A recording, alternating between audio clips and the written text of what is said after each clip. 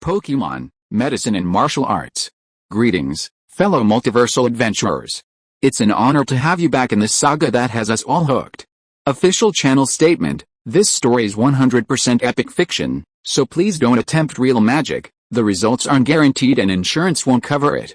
The rights to this masterpiece belong entirely to its brilliant original author. We are just a barge sharing it with you. Do you want to keep being part of this amazing community?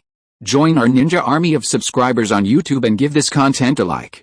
And for true fans, our Patreon has exclusive ninjutsu waiting for you. Chapter 76: Crazy Gyarados. Gyarados, keep biting. Use Dragon's Fury. Yiyu's lips curved into a charming smile as he listened to Yulong Zinai's somewhat fierce words. What? Gyarados, hurry up. Damn it! Yulong Zinai's expression darkened, and he was about to give the order, but he was still a step too late. Gyarados let out a mournful roar. After the roar, Gyarados' originally pale red eyes turned blood red, their gaze filled with brutality. Gyarados' destructive ray began to gather in its mouth, unleashing it with no regard for the presence of people or buildings nearby. No. Gyarados, stop it. Seeing Gyarados' fury, Yiyu's expression changed, and he quickly ordered Golden Gyarados to intervene. Gyarados, what's wrong with you? Wake up. Dragon Nabuno was also frantic. Regardless of whether he was still fighting Yiyu, he quickly sent out his trump card. Come out, Kabutosaurus. Use Dragon Breath to block the destruction beam. What's going on? What's going on here? Just then, Miss Joy hurried over with her Chansey egg. She had just emerged from the Pokémon Center when a destruction beam hurtled towards her, causing her to scream in fear. Just as she was about to come into direct contact with the destruction beam, Miss Joy suddenly felt her vision darken. A gust of wind swept towards her, causing her to quickly hold down her skirt, which was about to fly up. After the gust of wind subsided, Miss Joy had time to take in the scene before her. In the sunlight, she saw a Gyarados, radiating golden light, lying on the ground, panting in disarray. Opposite it was another Gyarados, but it appeared much more normal than the one before it, yet its size was significantly larger than usual. Its eyes were now bloodshot, brimming with rage. Gyarados, how are you? Yiyu asked, checking on the Gyarados' condition. Upon noticing the destructive ray heading towards Miss Joy, Golden Gyarados didn't bother to alert its master, instead dragging its massive body in front of her. Gyarados shaking its massive head, Gyarados regained its feet, roaring and glaring at its kin with fury. Very good. As if sensing the emotions of Golden Gyarados, Yiyu licked the corners of his dry mouth, waved his hand and said with great enthusiasm, Go, Gyarados, defeat it, let everyone present see how powerful you are. Looking at the two behemoths fighting in front of him, Yulong Zinai slapped his forehead, and it was as if 100,000 alpacas were galloping through his heart. He complained to Yiyu, who was watching the battle on the side, Yiyu, are you doing this on purpose? Why do we feel like you are targeting me? From the beginning to now, every time I sent out a Pokémon, you followed suit and sent out the same one, huh? Really? I didn't notice it until you said it. Yiyu scratched his head and felt a little embarrassed, but as if he had thought of something, he said seriously, the Ditto you sent out was not the same one. What do you think? Yulong Zinai just looked at Yiyu straight. Oh, okay. Yiyu felt uneasy being stared at, and quickly changed the subject. But speaking of which, what's going on with your Gyarados? I don't know either. It hasn't been like this since I captured it. Yulong Zinai's attention was successfully diverted. Looking at the two Gyarados entangled on the field, he said in a low voice. Well, okay, don't be sad. Leave everything to me. I will definitely help you stop the destruction of Gyarados. Yiyu put his hand on Yulong Zinai's shoulder and said confidently.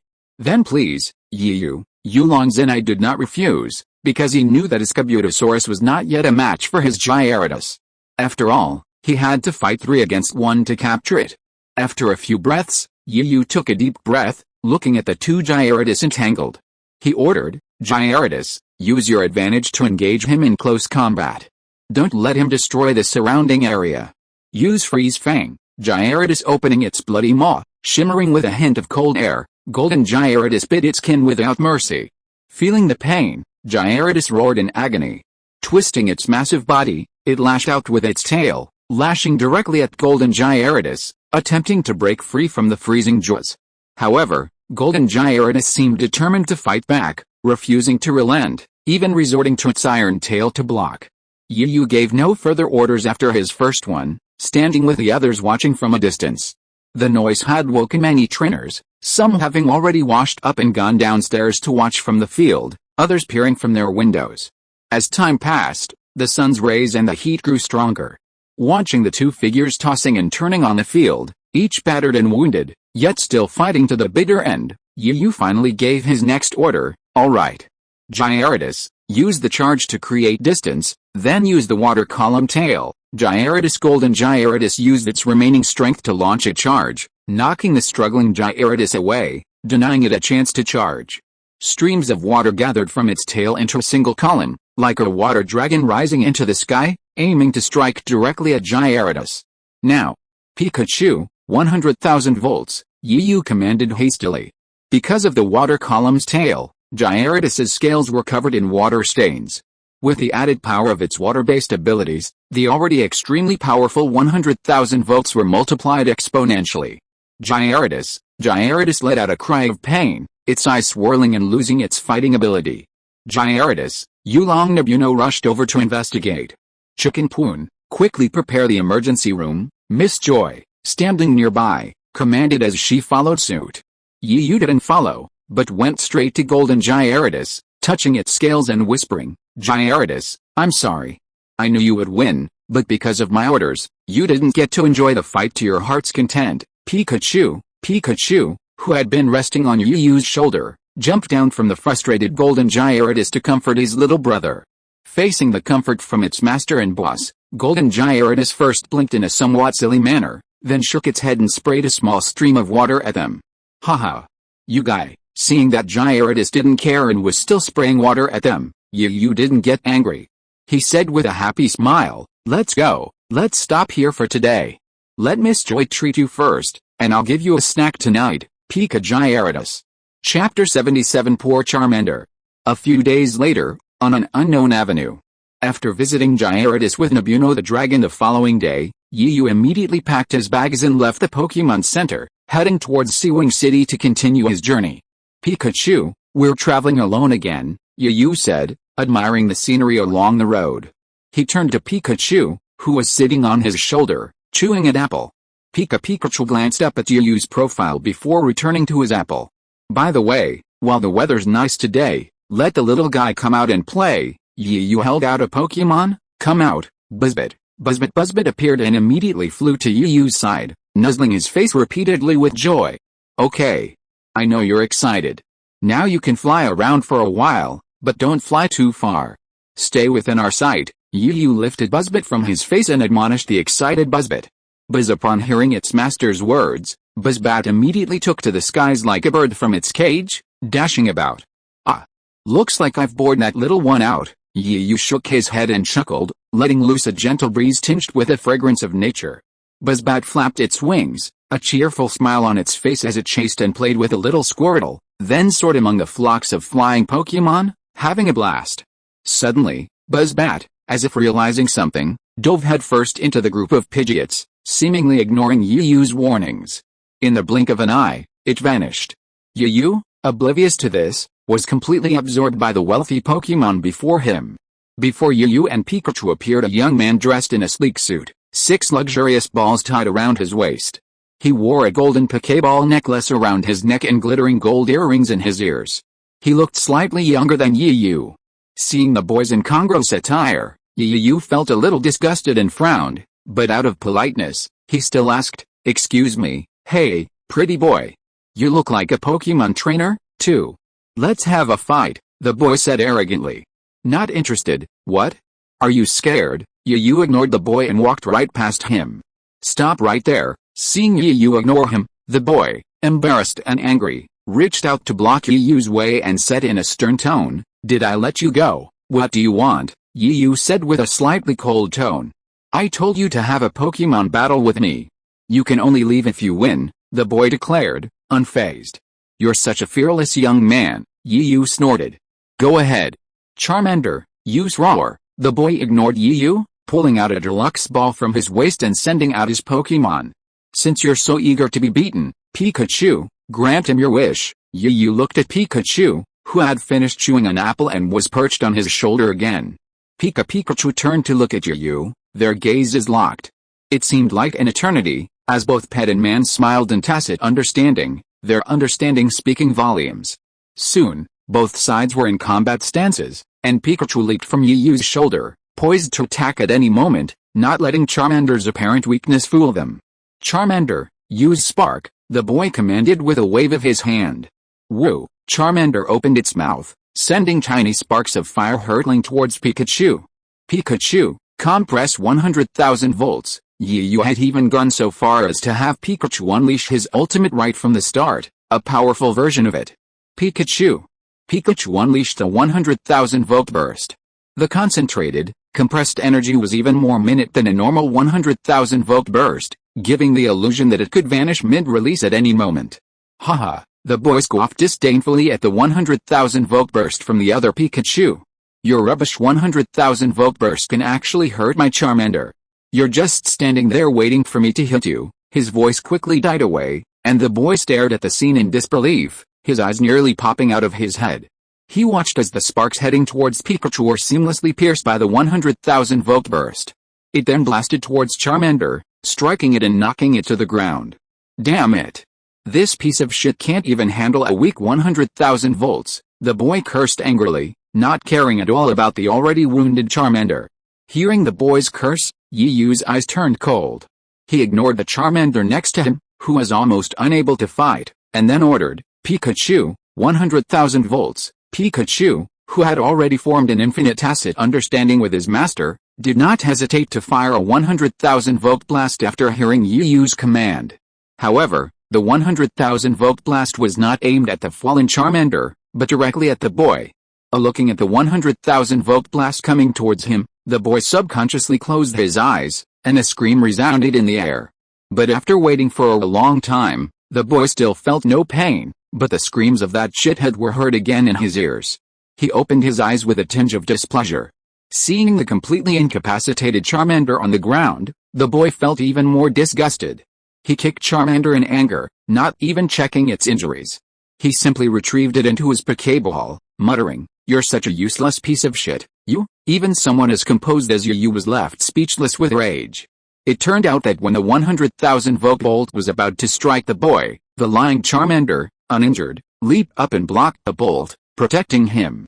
"You're going too far, aren't you?" Yu's voice was as cold as ice. Even Pikachu couldn't bear it anymore, and faint arcs of electricity began to flicker on his cheeks. HMPH. Stop meddling in other people's business. This is between me and myself, and we're angry. The young man turned around and was about to leave without looking back. He stopped and said in an arrogant tone, "My name is Prince Shi, what about you, Yu? Okay, I'll remember you, Yu. We're not done this time. Next time, I will definitely avenge you." Prince Shi left.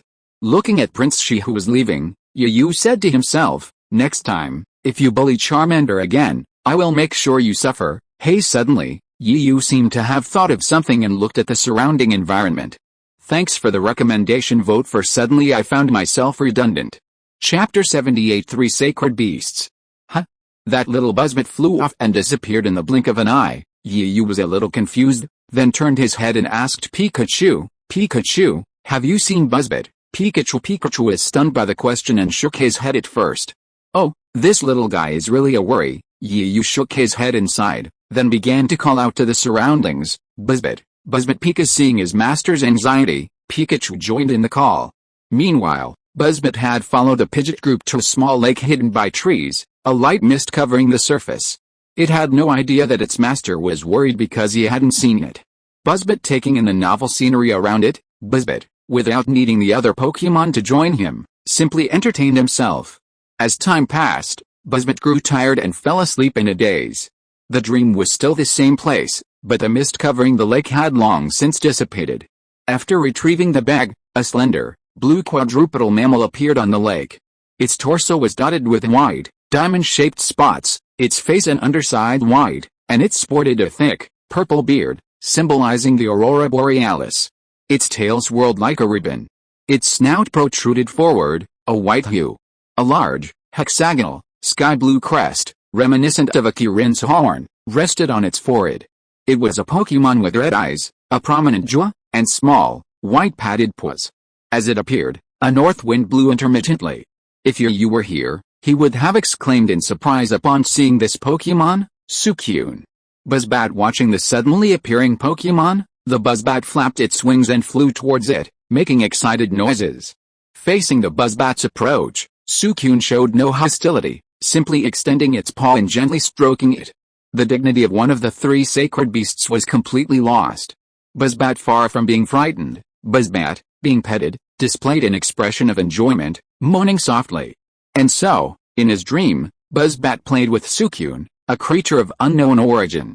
Buzzbat, Buzzbat, where are you? Pika pika pika. Buzzbat, who knew how long he had been playing in his dream, suddenly heard the voices of his master and elder brother, as if they were still searching for him.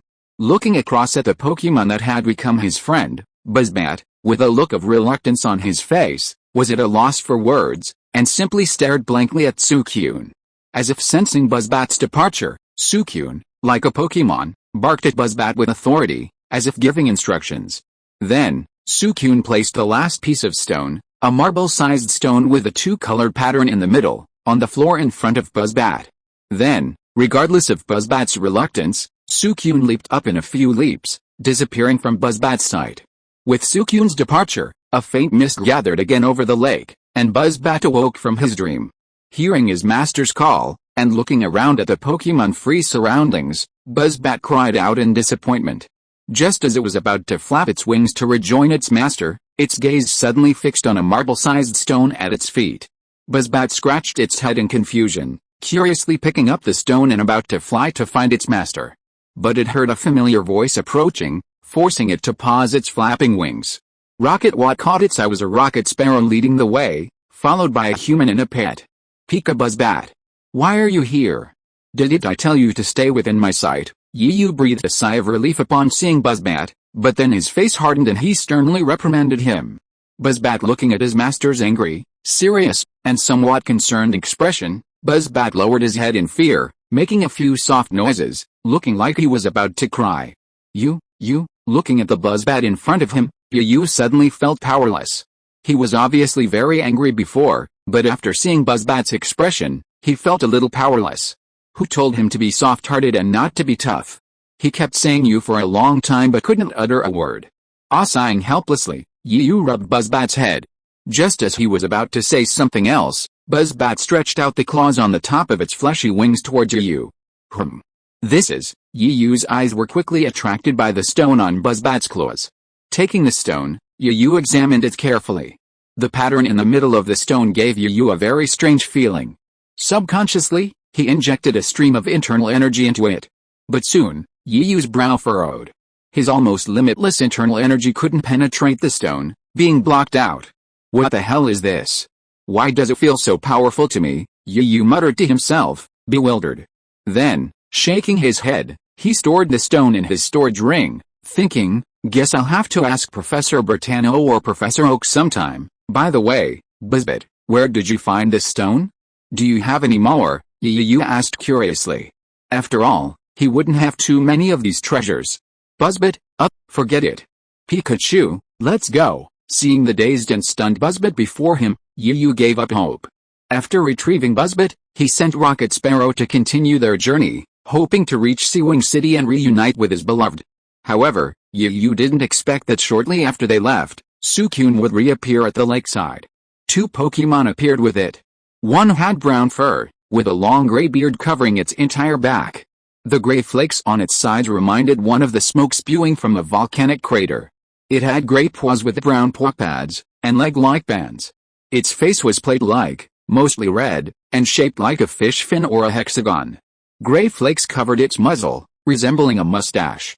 A golden crest with three corners sat on its forehead and near its eyes. The other Pokémon had golden fur, sturdy limbs, and sharp fangs. A black steel headdress covered its forehead, nose, and mouth, and beneath it was an X-shaped beard. Its tail was an electric light blue tail with a sparkle tip.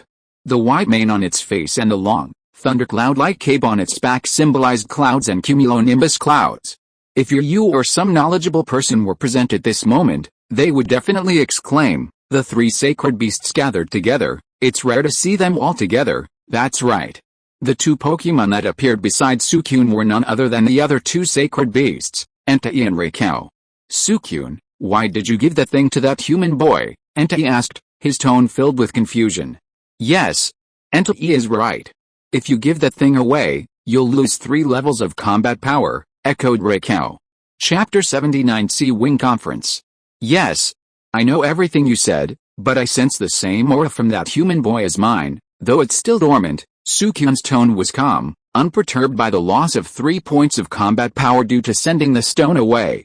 If you knew the 3 sacred beasts were now gathered together, speaking human language to discuss him, he would undoubtedly have said, "You idiot. That's called telepathy. Could it be that there's one of your kind in that person?" Lei Gong asked curiously. No doubt. The aura emanating from that human wasn't formed in a day or two. It must have been years, Suicune said slowly, looking toward Yu's departure. I'm actually looking forward to that young man's future, Entei said with excitement. We'll see. As he finished speaking, the thinning mist around them gathered, and in the blink of an eye, the 3 legendary Pokemon disappeared. Silence returned to the entire lake, save for the rustling sound of the breeze. Time divider, Sea-Wing City. This city is known as a relaxing resort. The sea, trees, and light rail blend together, creating a small city rich in both nature and culture. Today, Sea-Wing City is particularly bustling. The Sea-Wing Conference is about to take place, bringing together numerous outstanding Pokemon performers. Backstage at the competition plaza, Air was wearing a simple white dress and a small white handbag. Her long hair was loosely tied up, with 2 slightly curled pink strands cascading down.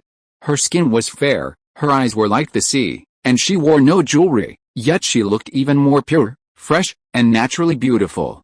Beside her was Longtail Fox, dressed in a fiery red dress. Great! Longtail Fox, we advanced. Even Air, who had always been confident in herself, couldn't help but feel excited as she watched the results displayed on the screen. Fox seeing her happy face, Longtail Fox also smiled happily.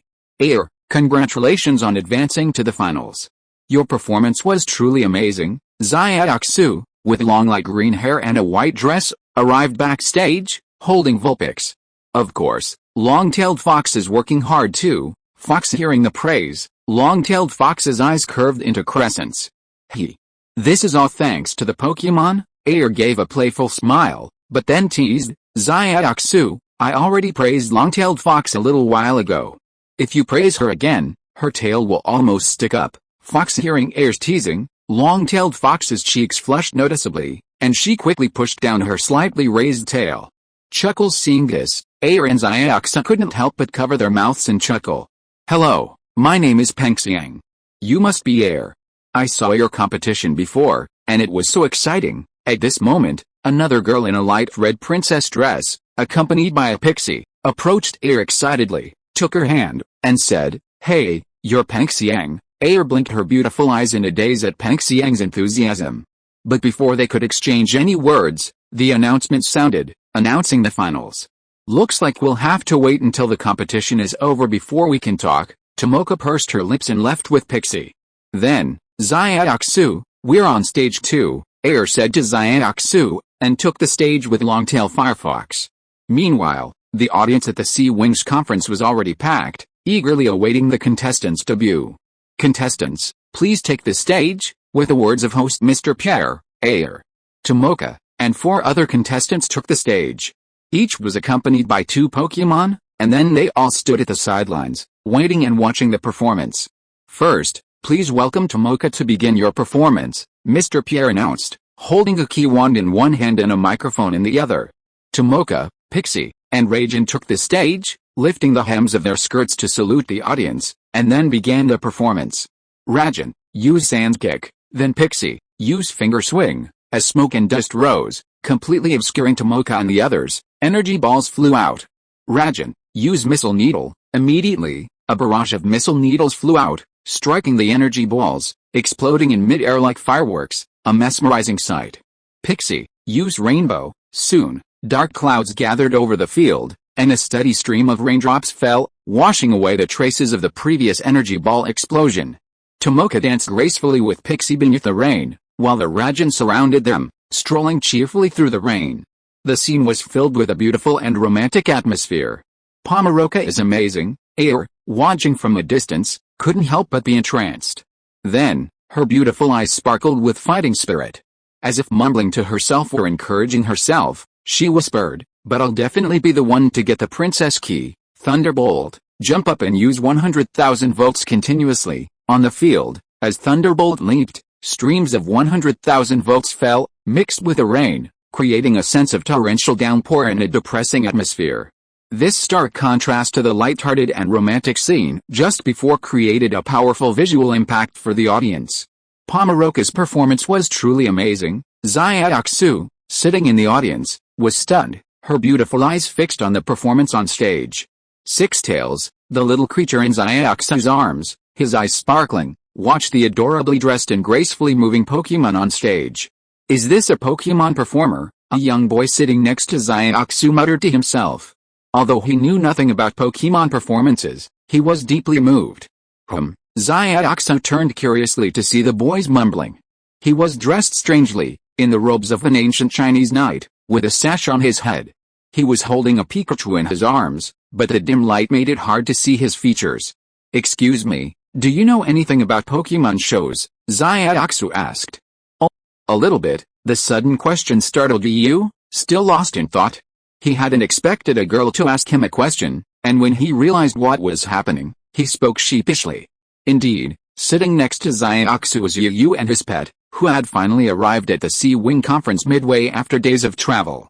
Why was Yu, a battle-crazed man, here? It was because Yu, after arriving at the Pokemon Center in Sea Wing City and waiting for his beloved son, couldn't find him. He asked Miss Joy and rushed over, which led to the scene just now. Chapter 83 Fans. Is that so? Xiaoxu, seemingly sensing Yu's embarrassment, didn't point it out, but changed the subject. "So, which contestant do you think has a better chance of winning?" Yu blurted out without hesitation, his tone firm. Xiaoxu was taken aback by Yu's sudden tone. "Yes, it's Air," Yu repeated, thinking Xiaoxu didn't believe him. Why?" Xiaoxu asked in surprise, a bit overwhelmed by Yu's confident look. "Intuition," Yu uttered two words that embarrassed Xiaoxu. He couldn't possibly say that just because I know Air will definitely win. After a few glances at the boy who seemed a little strange, Xiaoxu returned her attention to the performance. On the stage, watching the 100,000 volts of electricity continue to fall, Pangxiang continued to dance with Picossi, without a trace of panic.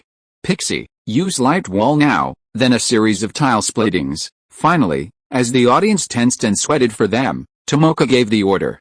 With a command, Tomoka finally stopped dancing with Pixie, allowing Pixie to perform light wall. However, even that brief pause gave the audience a sense of the calm before the storm. Soon, Tomoka and Pixie resumed their dance, though the tempo seemed much faster than before. Just as a 100,000 volt bolt was about to strike the ground, Tomoka and Pixie controlled their movements while still dancing, performing tile splittings. The moment the 100,000 volt bolt made contact with the tile splittings, it was instantly shattered, sparking tiny sparks of starlight. As the bolt accelerated, Tomoka and Pixie's movement was like a gust of wind, reminiscent of the game Whack-A-Mole. The two players worked in perfect harmony, often transitioning and adjusting their moves at precisely the right time. "Pixie, it's time for the finale of the Pokemon," Tomoka warned, then ordered, "Torian, use Lightning Flash, and Pixie, use Earth Dive at the right time." "Beautiful, wow. This is magnificent," the audience erupted in exclamations of admiration as they watched the scene on the field, which seemed to pierce the earth. Hearing the cheers, Tomoka smiled slightly, struck a closing pose with Pixie and Thunder, bowed to the audience, and retreated to the other contestants. "That was brilliant." Utilizing the special effects of Earth Dive and Lightning Flash, the Pokemon's abilities were displayed to the fullest. Mr. Pierre came out, applauding, his face brimming with admiration. After stimulating the atmosphere, he straightened his face and said, "Now, please, the next contestant." Mr. Pierre then stepped aside, and a contestant with Psyduck and Meowth emerged. This contestant quickly got into the groove, coordinating with the Pokemon in a brilliant performance. As the applause died down, within 10 minutes, the other contestants had finished their performances, leaving only Air. Judging by the audience's reaction, the performances after Tomoka's were also very well received. It was clear that none of those who made it to the finals were mediocre, and the entire atmosphere was electrified by them. Of course, Tomoka's performance still outshone the others. Even so, Yu and Pikachu watched with rapt interest, occasionally discussing the performance. For them, this wasn't just a performance, it was an opportunity to learn, a chance to improve both their trainer and their Pokémon. Is it about to start? Yu stared at Air in the audience, his voice tinged with nervousness. Pikachu, the Pikachu in Yu's arms suddenly cried out, twisting its body as if trying to break free from Yu's embrace, its tone filled with dissatisfaction. I'm sorry, Pikachu, I didn't mean to. Noticing something was wrong, Yu quickly let go and apologized. Pikachu feeling his body relax, Pikachu gasped for air and shook his head to indicate he was fine. What's wrong? You seem nervous. The commotion immediately caught the attention of Xiaoxu, who was sitting next to him. She asked with concern. Nervous? A little. Yu was stunned by the words, then admitted generously. Why, I'm worried about Air. The performances of the previous contestants were so amazing, and as the last one to perform, Air not only has the pressure of the final performance, but if her performance doesn't impress the audience, it will be terrible, Yu said worriedly. He didn't know why he confided in Xiaoxu, but he always felt that she was full of trust. You must be Air's friend. You should have confidence in her at this time, Xiaoxu smiled softly.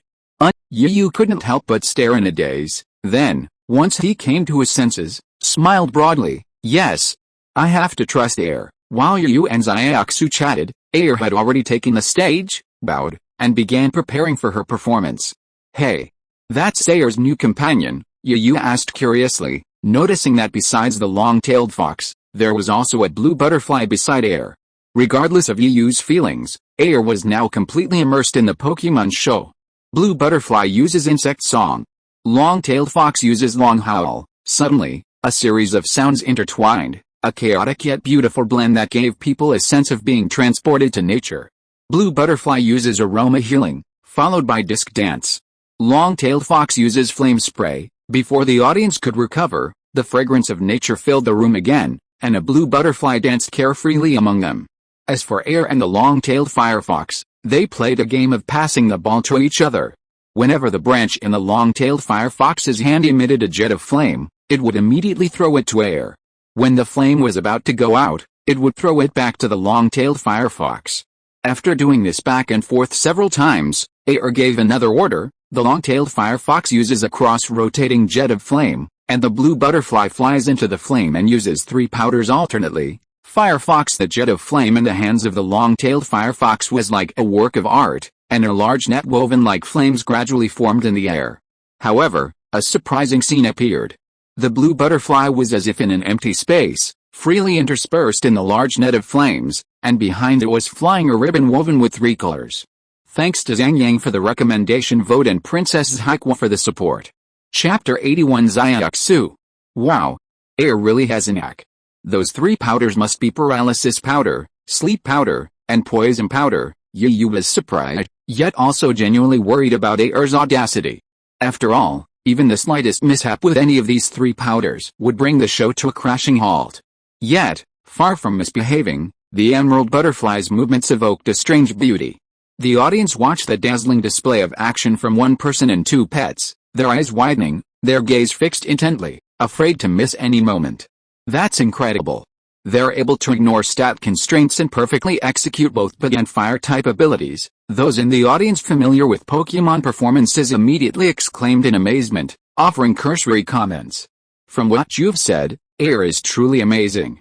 Keep it up, Air. The surrounding crowd, upon hearing the explanation, cheered even more excitedly. You've got some tricks, Air. You're truly a formidable opponent. Standing to the side of the stage, Tomoka's eyes were also blazing with excitement, a display of fighting spirit followed by a wry smile. Looks like I'm losing this time. Returning to the stage, Air watched the 2 Pokémon coordinating with each other, a charming smile curled her lips. It's time for us to wrap up. Butterfly, use Wind Blast at full power. With a command, the sky wove in a web of flames. Under the power of Butterfly's Wind Blast, it resembled an erupting volcano, with streaks of chaotically flowing fire streaking through the air.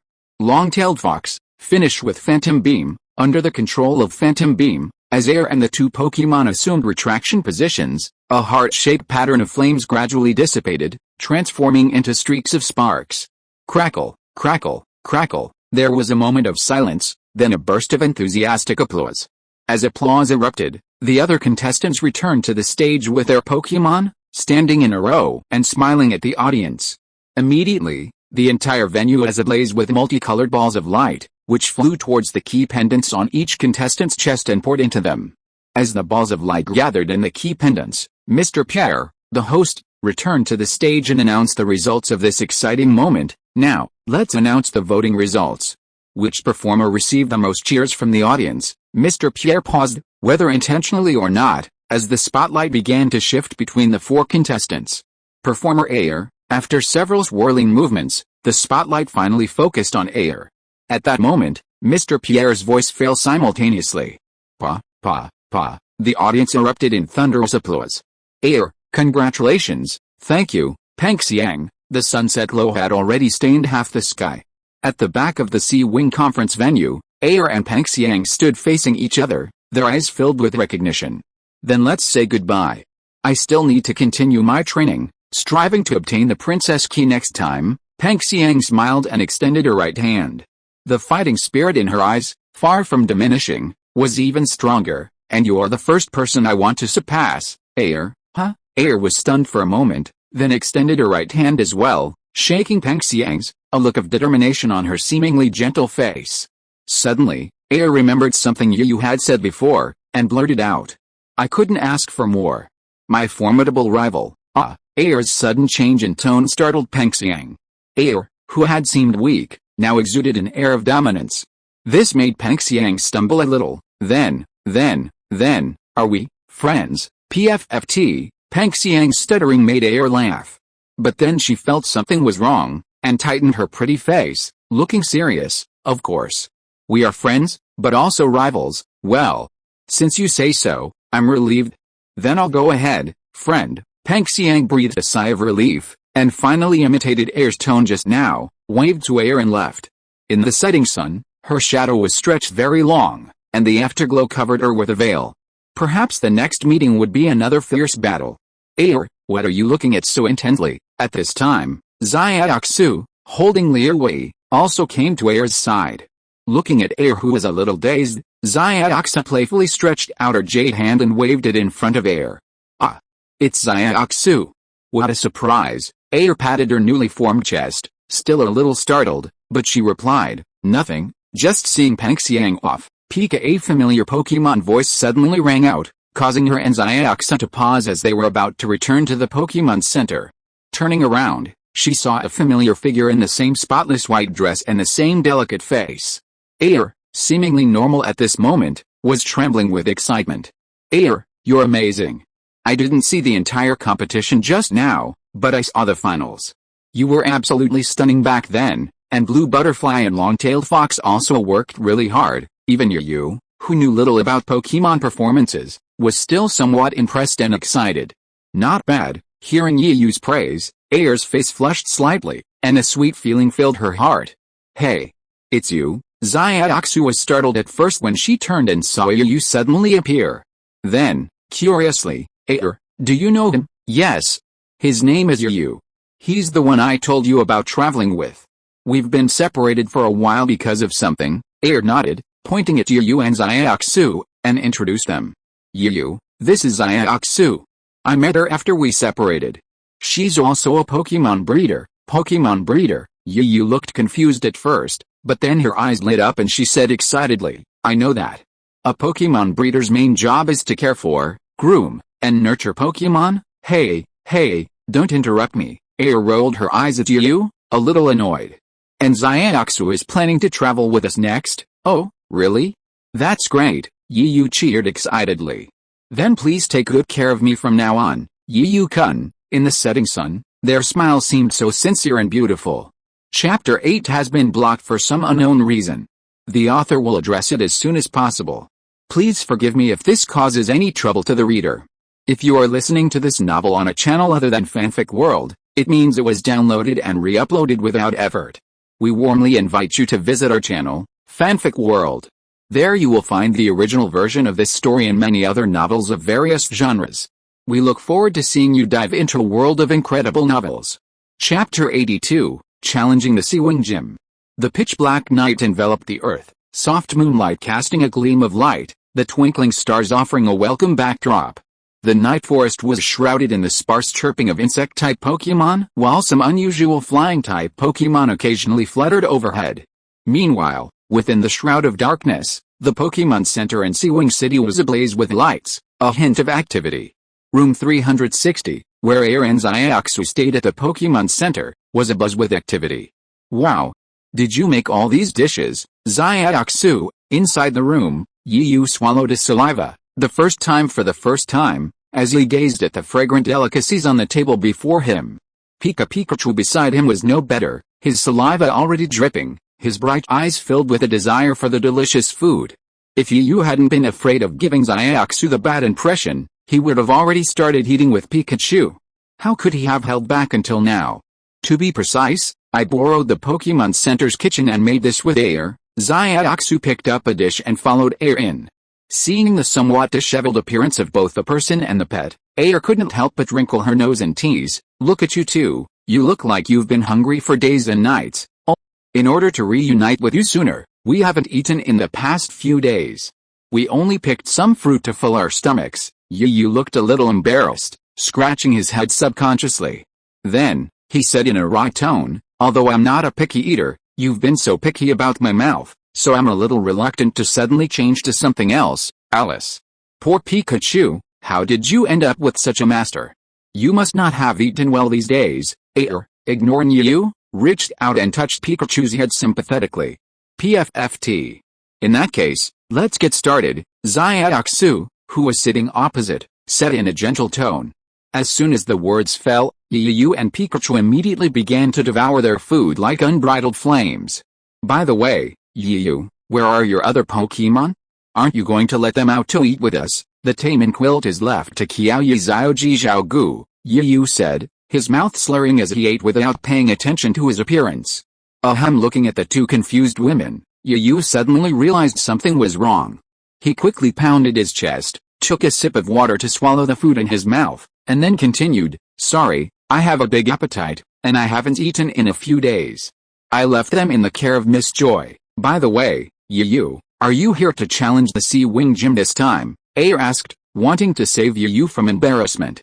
"Yes, I plan to adjust my condition tonight and challenge the Sea-Wing Gym tomorrow." Yu slowed down his eating and chatted with the two women as they ate.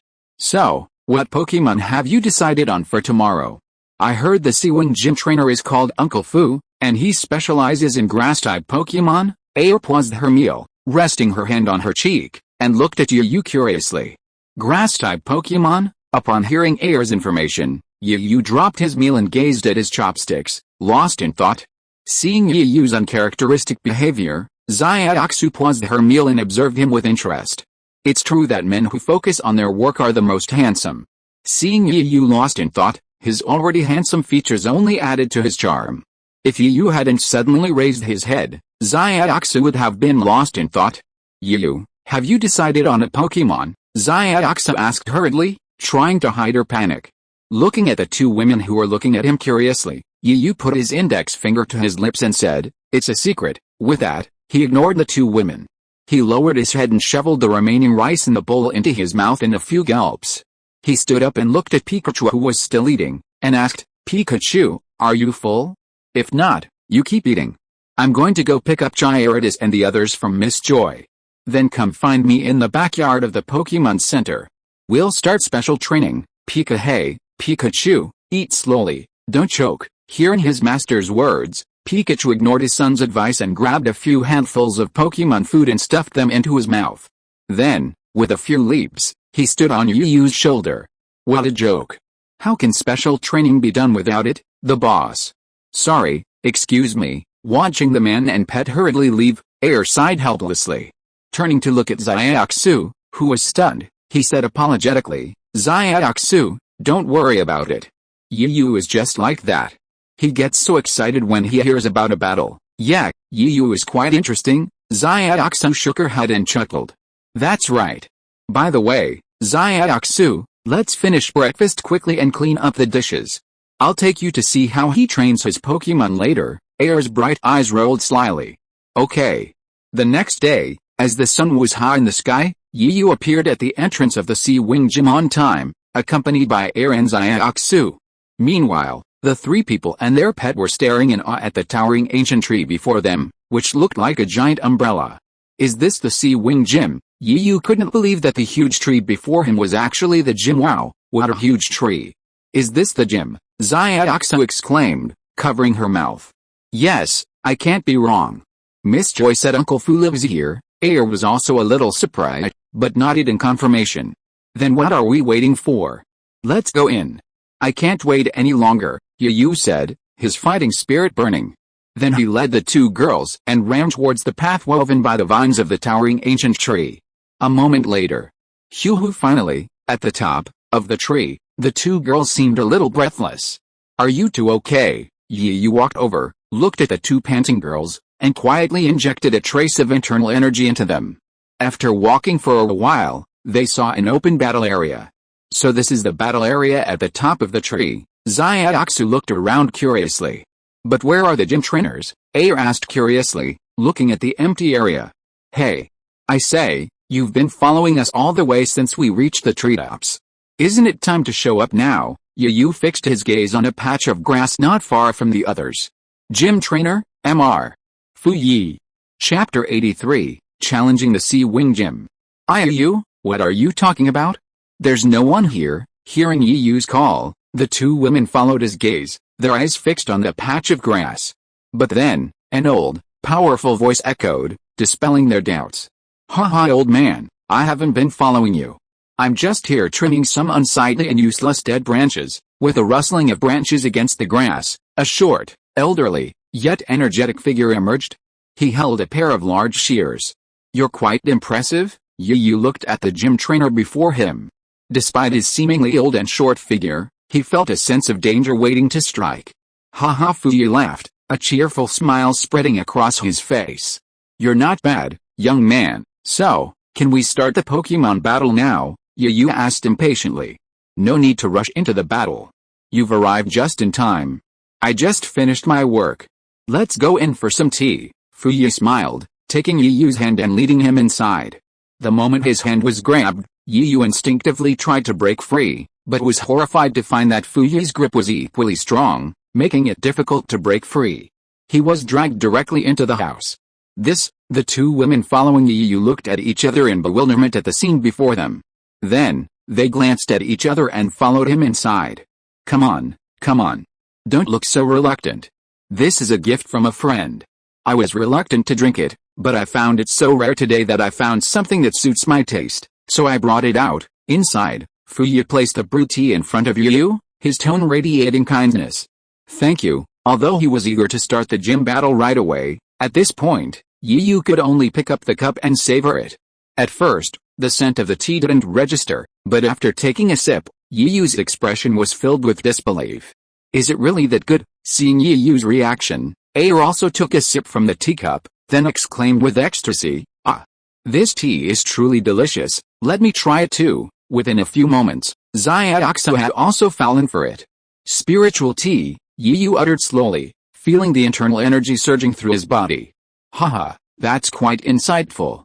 That's right, this is spiritual tea, my friend, you're quite insightful. I've had a little of it before, but it's incredibly hard to come by. Yu held the teacup, sipping slowly, feeling the internal energy surging through him.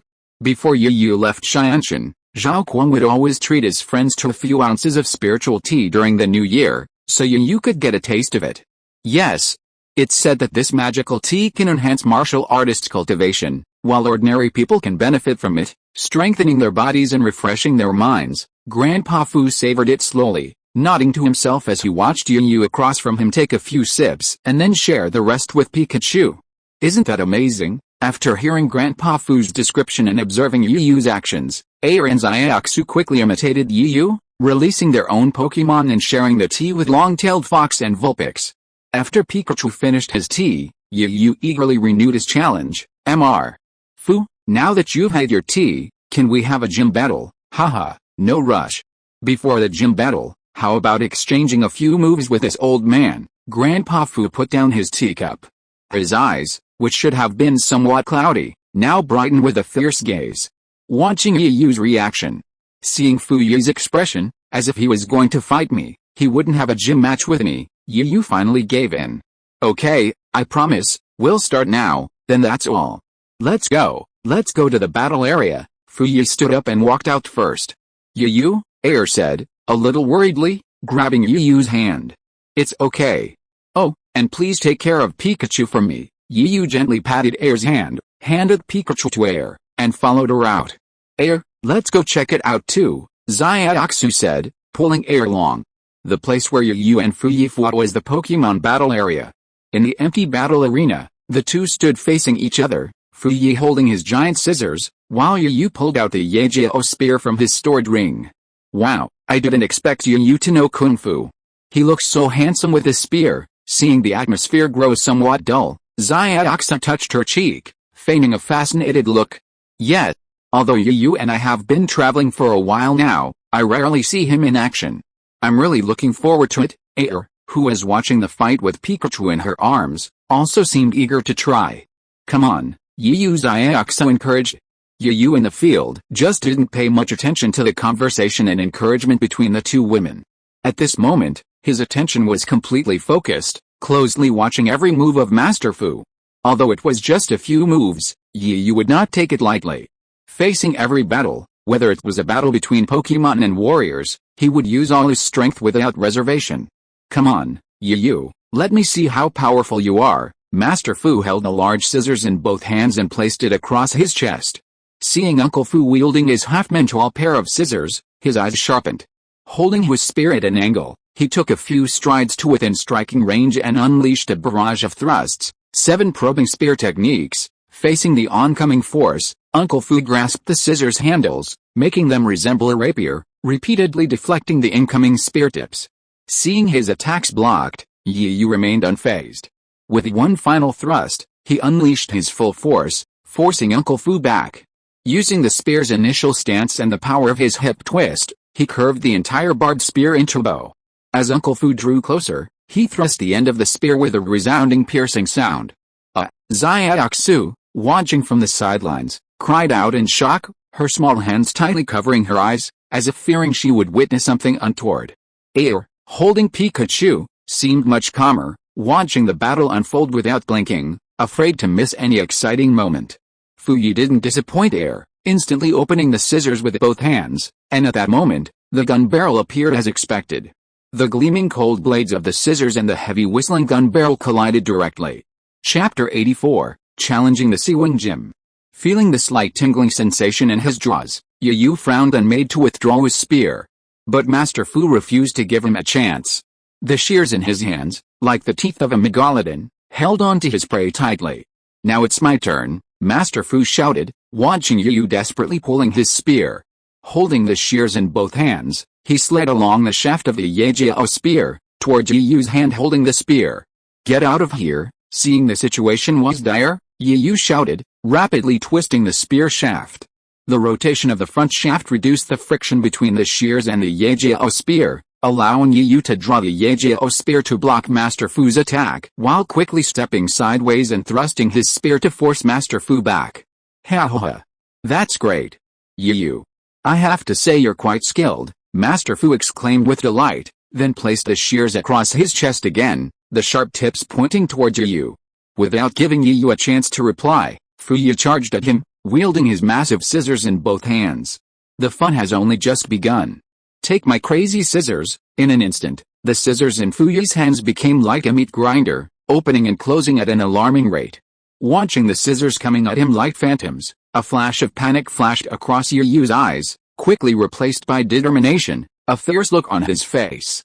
If anyone who had fought Yi Yu were present at this moment, they would surely cry out, "Madman! This reckless lunatic has appeared again. Your illusions are so numerous, I will shatter them all with my own force." These words were the only thing on Yi Yu's mind as he gathered power in his spear, preparing to deliver a blow that would kill 1,000 enemies but inflict 800 casualties on himself. As Fu Yi's scissors drew ever closer, and Yi Yu was about to thrust his Yejio spear, Fu Yi stopped, stepped back a few steps, out of Yu Yu's range, and plunged the scissors into the ground. Seeing Yu Yu's puzzled expression, Master Fu said unhappily, Okay, let's stop here. Why? Master Fu knew what Yu Yu wanted to say, and before he could finish, he interrupted him directly, his mouth like a machine gun. Why? We agreed to a sparring match, but I see a fearless aura on your face. I'm an old man, and I can't stand your torture. And if we keep fighting like this, we will both be injured. How can we have the gym battle later? Oh, I'm sorry, Mr. Fu.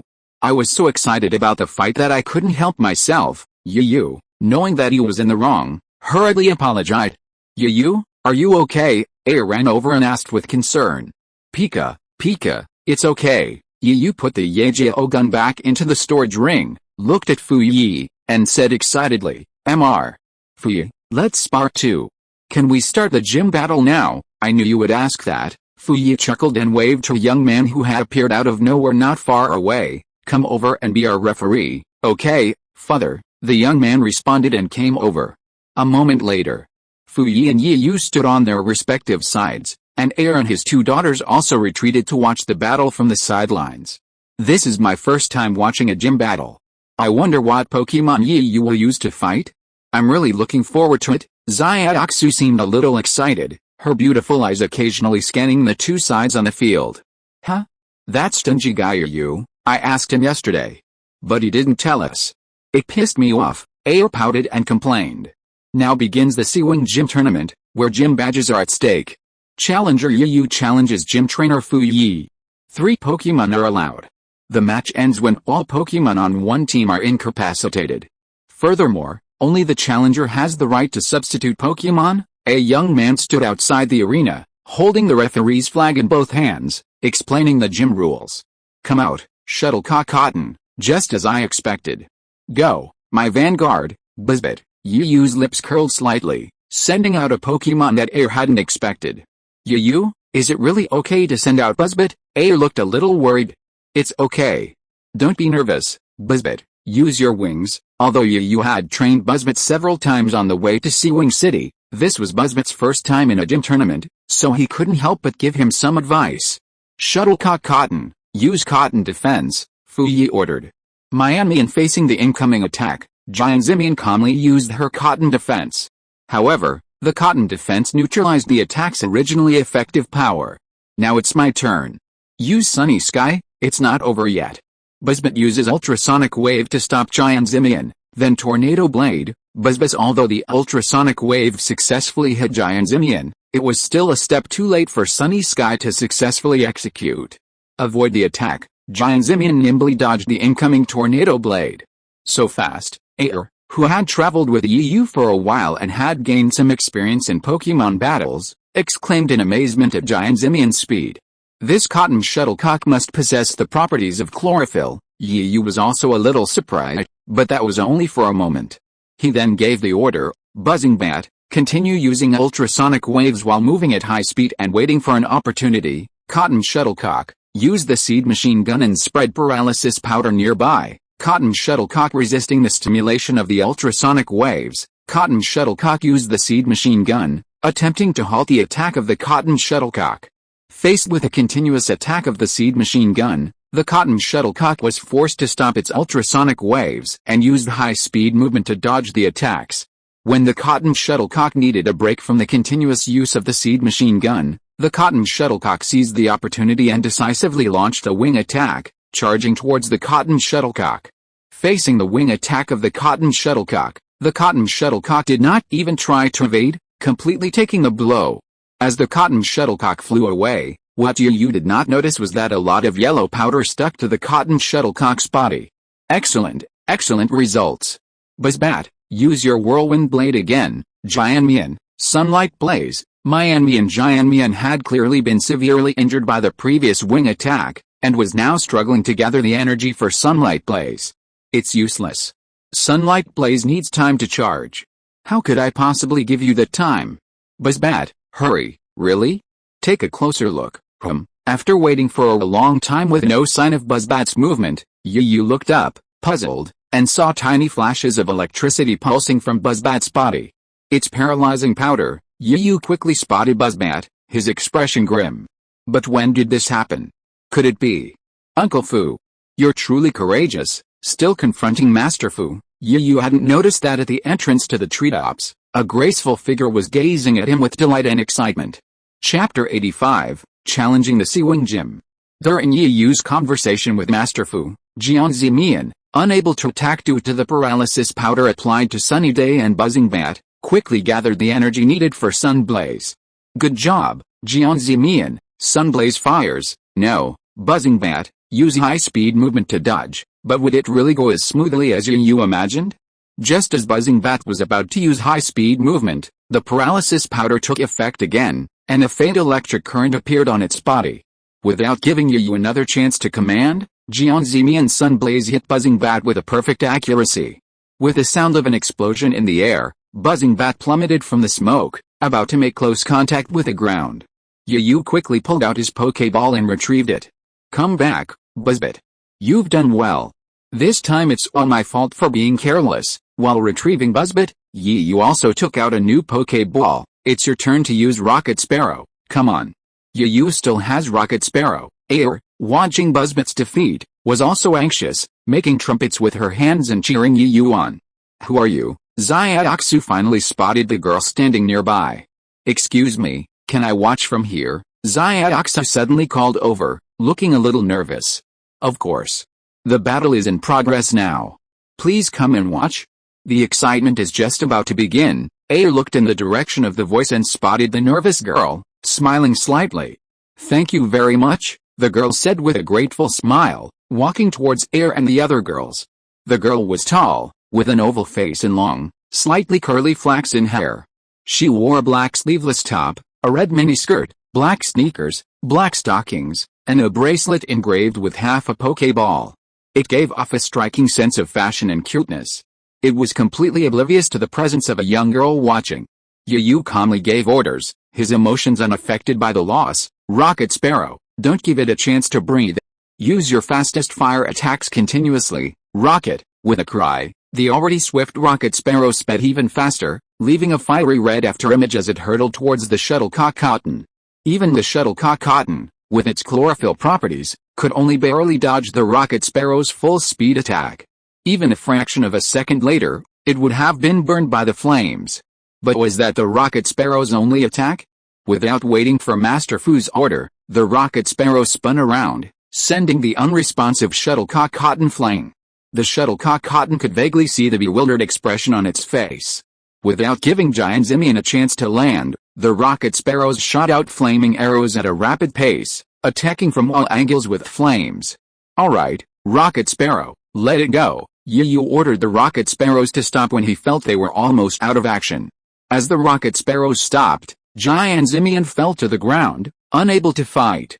Yu is so amazing. Seeing the incapacitated Giant Zimian, the young girl watching the fight beamed with joy. After retrieving the cotton, Fuyi frowned, but his smile remained as he sent out his next Pokemon. Here we go, Squidward, Rocket Sparrow, make a quick move and use your fastest fire attacks again. Are you planning a quick attack? I won't let you succeed this time. Upon hearing Yu's command, Fuyi said confidently, Squidward, get out of the way and find the right time to use your poison powder. Rocket Sparrow launched another swift attack, but this time it wasn't as smooth as the last. Squidward, perhaps because of its high stamina, dodged much faster than the cotton. Finally, after Rocket Sparrow's attack, before it could regain its strength, it was hit by Squidward's poison powder. Seeing a flash of purple appear on the tip of Rocket's beak, Yu's expression changed. Poisoned? We'll have to fight tooth and nail. Rocket, use lightning flash with your pack, its beak gleaming, and ignoring the poison, Rocket thrust its wings outward, swiftly advancing towards Squirtle. Just as it was about to dodge its attack, Rocket suddenly braked, spreading its wings to grip Squirtle's leaves tightly, and pecked repeatedly. What? Fuyi was stunned by the sudden scene. Was this still a Pokemon battle? This was clearly the fighting style of a rogue Pokemon. This is Pokemon battles even like this? The new girl, though a little surprised, asked too, was stunned, unsure how to respond. Squirtle, use Smash now, but as a gym trainer, Fuyi quickly understood. Cow's eyes sharpened, and ignoring the pecking attack of Rocket, Yi grabbed Rocket's wings, lifted it up and slammed it to the ground. With a smash, Rocket, which already had little physical strength and was ravaged by the poison, unexpectedly lost its ability to fight. Looking at Yi, who had taken Rocket back and was about to send out the next Pokemon, Yi said expectantly, "Haha Yi, I have to say that it is really fun to fight Pokemon with you. Don't let the next one down so easily. Don't worry, Mr. Yi, I will definitely not let you down." Yi grinned and swung the Pokeball. "It's time for battle, Gyarados." Most people's first instincts would be to exclaim when seeing the appearance of Golden Gyarados. Mr. Fu was no exception. "Shiny Pokemon? Yi is quite lucky." Then, with a provocative tone, Mr. Fu said, "But so what? Can you defeat my Gyarados?" "As you wish, Gyarados will show Mr. Fu your strength." Use Jet Flame. A thick flame hurtled towards Gyarados at breakneck speed, giving it no time to react. Gyarados, use Cotton Defense. Despite the chlorophyll's power, Gyarados still used Cotton Defense at Mr. Fu's command. But would it work? Against true strength, any defense would be crushed, let alone Jet Flame, which was incredibly effective against it. If you like this book, please bookmark it, recommend it, comment on it, give it a 5-star rating, and anything else you can think of. Chapter 86, Challenging the Seawing Gym. After the flames died down, only a burnt scorched, incapacitated Gyarados remained. "Well done, Gyarados. It's worth all the training I've been doing to improve your abilities." Yi praised Gyarados generously. "Your Gyarados is quite high level." Yi also looked a little surprised. Even though his Gyarados had already been through a battle, he hadn't expected it to be killed so quickly in a single blow. "Alright, huh?" Yi scratched his head a bit embarrassedly. Yi quickly adjusted his attitude, smiling, a hint of fighting spirit flickering in his eyes. "Very good, Yi, you're worthy of my full strength. In the next battle, win or lose, I will give you the plant badge." "Why?" Yi was puzzled. "You could give badges for losing a gym match." As if remembering something, Yi's face turned cold. Just as he was about to say something, he was interrupted by Yi. Seeing Yi's face turn cold, Yi shook his head with a wry smile. "Yi, I know what you want to say. But, I want to explain to you here, huh? Usually, the Pokemon that our gym trainers use to fight challengers are not their strongest. The purpose of our gym trainers is just to test the strength of the trainers. Also, every gym has at least one very high-level Pokemon. It's rare to meet a trainer as powerful as you this time, so of course I have to have a good fight." After listening to Yi's explanation, Yi's expression eased, and he apologized quickly. He turned excited, and it seemed that a raging flame could be seen burning all over his body. Yi, let's start quickly. Gyarados and I can't wait. Haha old buddy, have a good fight today." Yi took out another Pokeball. Long as soon as the goat appeared, it shouted at Gyarados. The surrounding aura rose steadily, and circles of energy spread outward from it. Gyarados with a roar, Gyarados also stared at the goat with boiling battle intent. Because of Yi's personality, Gyarados and his other Pokemon would use all their strength no matter what Pokemon they faced, regardless of the opponent's apparent strength. "Why does the atmosphere feel so heavy?" Serena said weakly, glancing at the two Pokemon on the field. After hearing the conversation between Master Fu and Yi and seeing Yi's solemn expression, Air nodded slightly. "This should be a duel between masters. Challenger, attack first." Yi didn't hesitate, looking at Mount Goat with a serious look in his eyes. "Gyarados, Jet Flame." Mount Goat, use Leaf Storm to block it, then use Vine Whip to disperse it. The Jet Flame was slightly stifled by the Leaf Storm's resistance, but it still pierced through it, and then faced two sharp vines. With a few powerful sweeps of the Vine Whip, the swift Jet Flame dissipated into thin air. "You're quite skilled indeed." Mount Goat, Leaf Blade. Gyarados, use your Dragon Tail to sweep away those leaves. Not yet. Mount Goat, use your Vine Whip to contain Gyarados. Gyarados. The Vine Whip entangled Gyarados' ultimate move with its Dragon Tail, which was blocked. Knife-like leaves sliced through its body, causing it to roar in anger. Seeing Gyarados in dire straits, Yi, seemingly venting his fury, roared. "Gyarados, use Dragon's Fury." Mount Goat, Energy Ball. A surge of energy erupted from the clashing abilities, and the Mount Goat quickly swung its long-shelved Vine Whip to disperse the incoming blast. Seeing the situation unfold, Yi's eyes lit up. And he quickly ordered, "Great opportunity. Gyarados, use your full strength Flame Blaster. Thanks to Yu's training and his own forced fitness, Gyarados was unaffected by the blast. Opening its mouth, a massive jet of flame shot straight at the Mount Goat. Fuyi, the gym trainer, and Mount Goat, one of his top fighters, were jealous.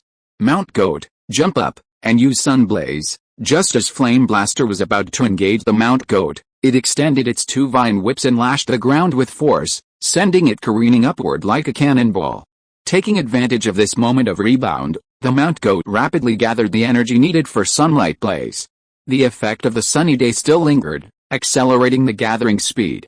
No, Gyarados. Stop it with Water Cannon, too late. Mount Goat, Sunlight Blaze. Suddenly, the Grass-type Ultimate and the Water-type Ultimate collided, creating an explosion. Sunlight Blaze, a Grass-type skill with a higher level, finally broke through the Water Cannon's barrier and blasted towards Gyarados. Use Iron Wall. While Iron Wall greatly increased its defense, Gyarados was still pushed back a meter or two.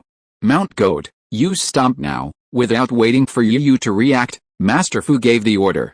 The aftermath of the explosion lifted the Mount Goat, already in midair, even higher. Harnessing the gravity generated by its descent from the sky, the Mount Goat Stomp gave the impression of the air cracking beneath its feet. It was too late to evade Gyarados. Yu and Gyarados were left with no choice but to fight.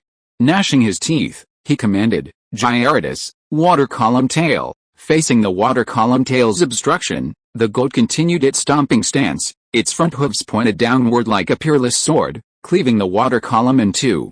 Gyarados, even with its single stomp, Gyarados was severely wounded, roaring in pain, even with the Water Column Tail's resistance. Goat, use Leaf Blade to end the fight. Fuyi raised his massive scissors and pointed them at Gyarados. Already gravely wounded, Gyarados didn't even have the strength to fight back.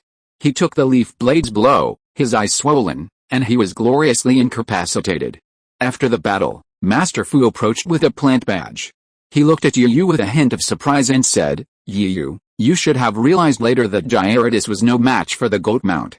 So why didn't you just admit defeat? Yu was startled by Master Fu's question, but he continued, for me, the outcome is uncertain until the very last moment, haha. I admire you. I had a blast playing this match. This is the plant badge, please accept it. Master Fu handed it to Yu, appearing delighted. Me too. Thank you, Mr. Fu. A young girl watching from a distance smiled. Sure enough, Yu is still the same Yu. Chapter 87 Reunion with Serena. After the gym match, they were delayed by Master Fu for a while, and by the time they left, it was already dark. Inside the brightly lit Pokémon Center in Siwing City, Yu handed the 3 injured Pokémon to Miss Joy.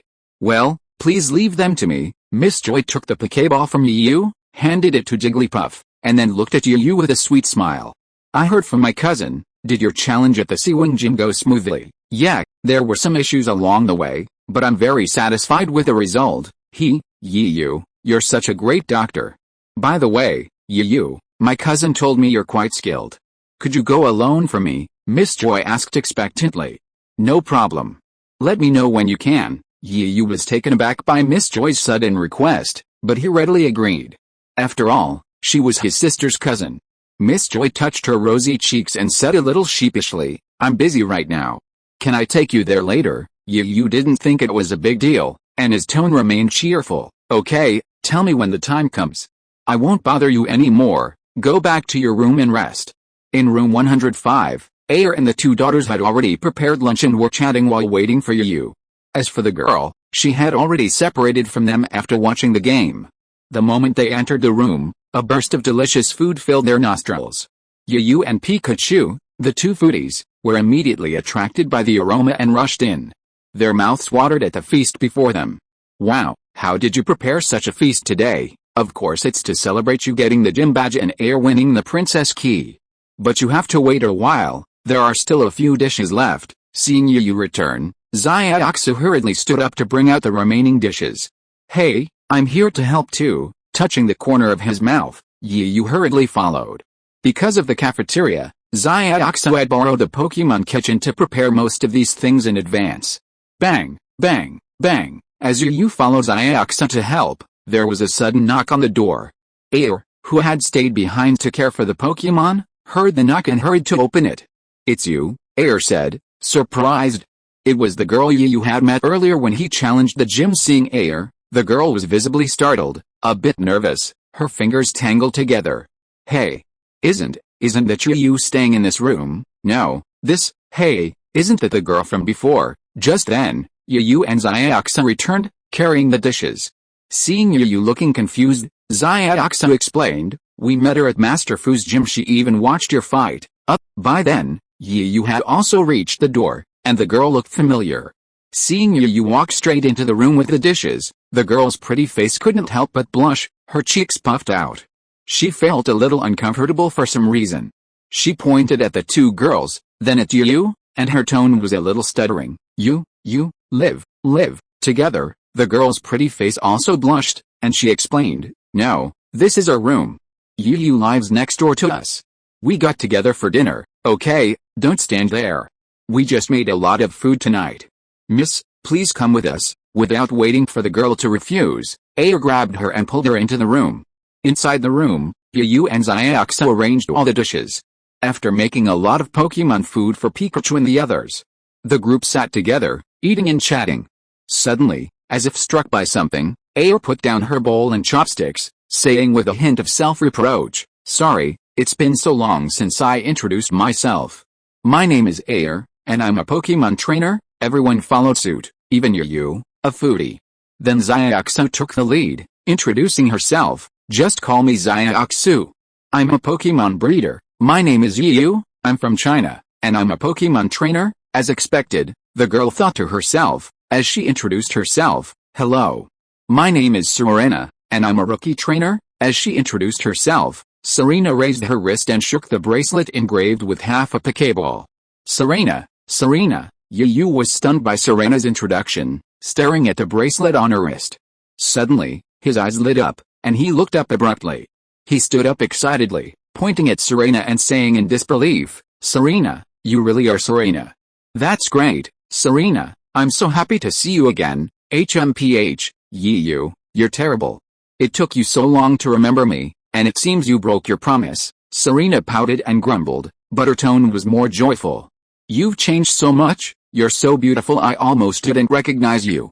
And it's not really a broken promise, is it? Didn't I end up in the Kalos region 6 years later, but you didn't come looking for me? I did. Okay, I apologize. Yu scratched his hair awkwardly. Seeing Yu's embarrassment, the understanding Serena immediately changed the subject, waving her hand magnanimously. Yu, I watched all your gym battles. You were truly amazing, not bad. I still lost in the end, Yu sighed. Hey. Serena and Yu know each other? Then why didn't you recognize them before? Air finally got a chance to chime in. We've known each other since we were little. Then everyone ate again while listening to Serena's story. Wow, childhood sweethearts, Xiaoxia teased with a chuckle. Suddenly, Yu asked curiously, Serena, why isn't your Pokemon here yet? I'm curious too. Which Pokemon did you choose as your starting Pokemon? Air agreed. That's it. Serena took out her Pokeball, and a red light flashed as a fiery fox appeared in front of everyone. It's a fiery fox. Isn't that the same Pokemon as Air? Yu exclaimed in surprise. So, Air's initial Pokemon is also Firefox, yet. I gave it to Miss Joy, otherwise we could meet each other. Serena hasn't eaten Firefox yet, so let it be with Pikachu. I also prepared Pokemon food with Firefox's favorite flavor. It turns out that girls are easy to talk to. Looking at the three women who had completely ignored him at this time, Yu couldn't help but think of the old saying, three women make a play. Chapter 88 Meet the Champion. Knock, knock, knock. The knocks on the door rang out again. Seeing the girls chatting animatedly, he quickly put down his bowl and chopsticks and stepped forward to open the door. You guys keep chatting, I'll go check. Upon opening the door, he saw the sweet face of Miss Joy. Behind her came Fatty Ketting and a girl wearing sunglasses and a mask, a gorgeous white dress, and white crystal sandals. Around her slender neck was a very special-looking necklace. Yu stared at the girl for a few moments. His intuition told him that she was something special. Although she tried hard to conceal her aura, she still exuded a powerful aura, a quality that only those in a position of power could possess.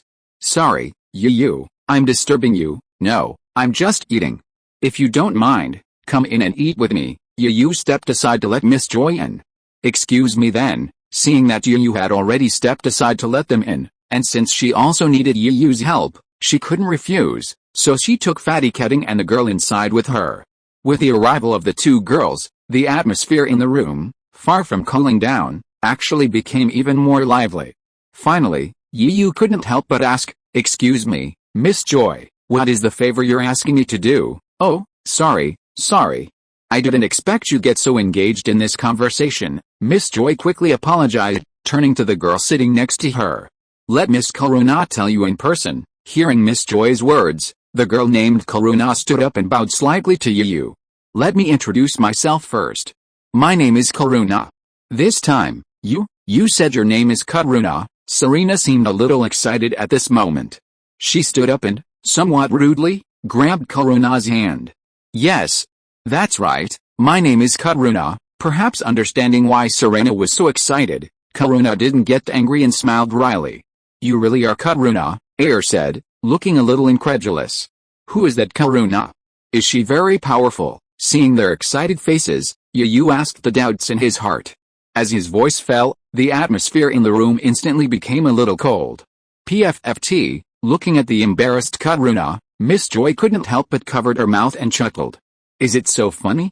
Look, Xiaoxu doesn't know either." Unable to bear the strange looks of the crowd, Yu quickly pointed at Xiaoxu, who was also a little dazed.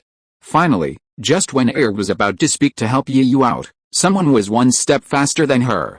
Serena said with a little admiration, "Maybe you don't know because you are not from the Kalos region. Miss Karuna is the champion of the Kalos region. Not only that, she is also a well-known actress." When Yu heard the champion, his eyes suddenly lit up, and it seemed that a fighting spirit was boiling. After hearing Serena's introduction, Xiaoxu also exclaimed, covering her mouth with her hands. "Kalone is the champion. I can't believe we were having such a pleasant chat with the champion just now." "Xiaoxu, don't tease me. I came here mainly because Miss Joy told me about Yu's superb medical skills, and I was planning to ask him to treat my illness." Karone waved her hand. Then, her eyes blazed at Yu. "Can you help me with this? You're talking about a coldness in your body that torments you from time to time, right?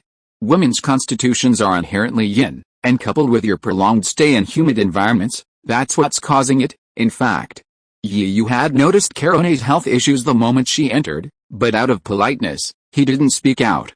"You're truly a miracle, doctor.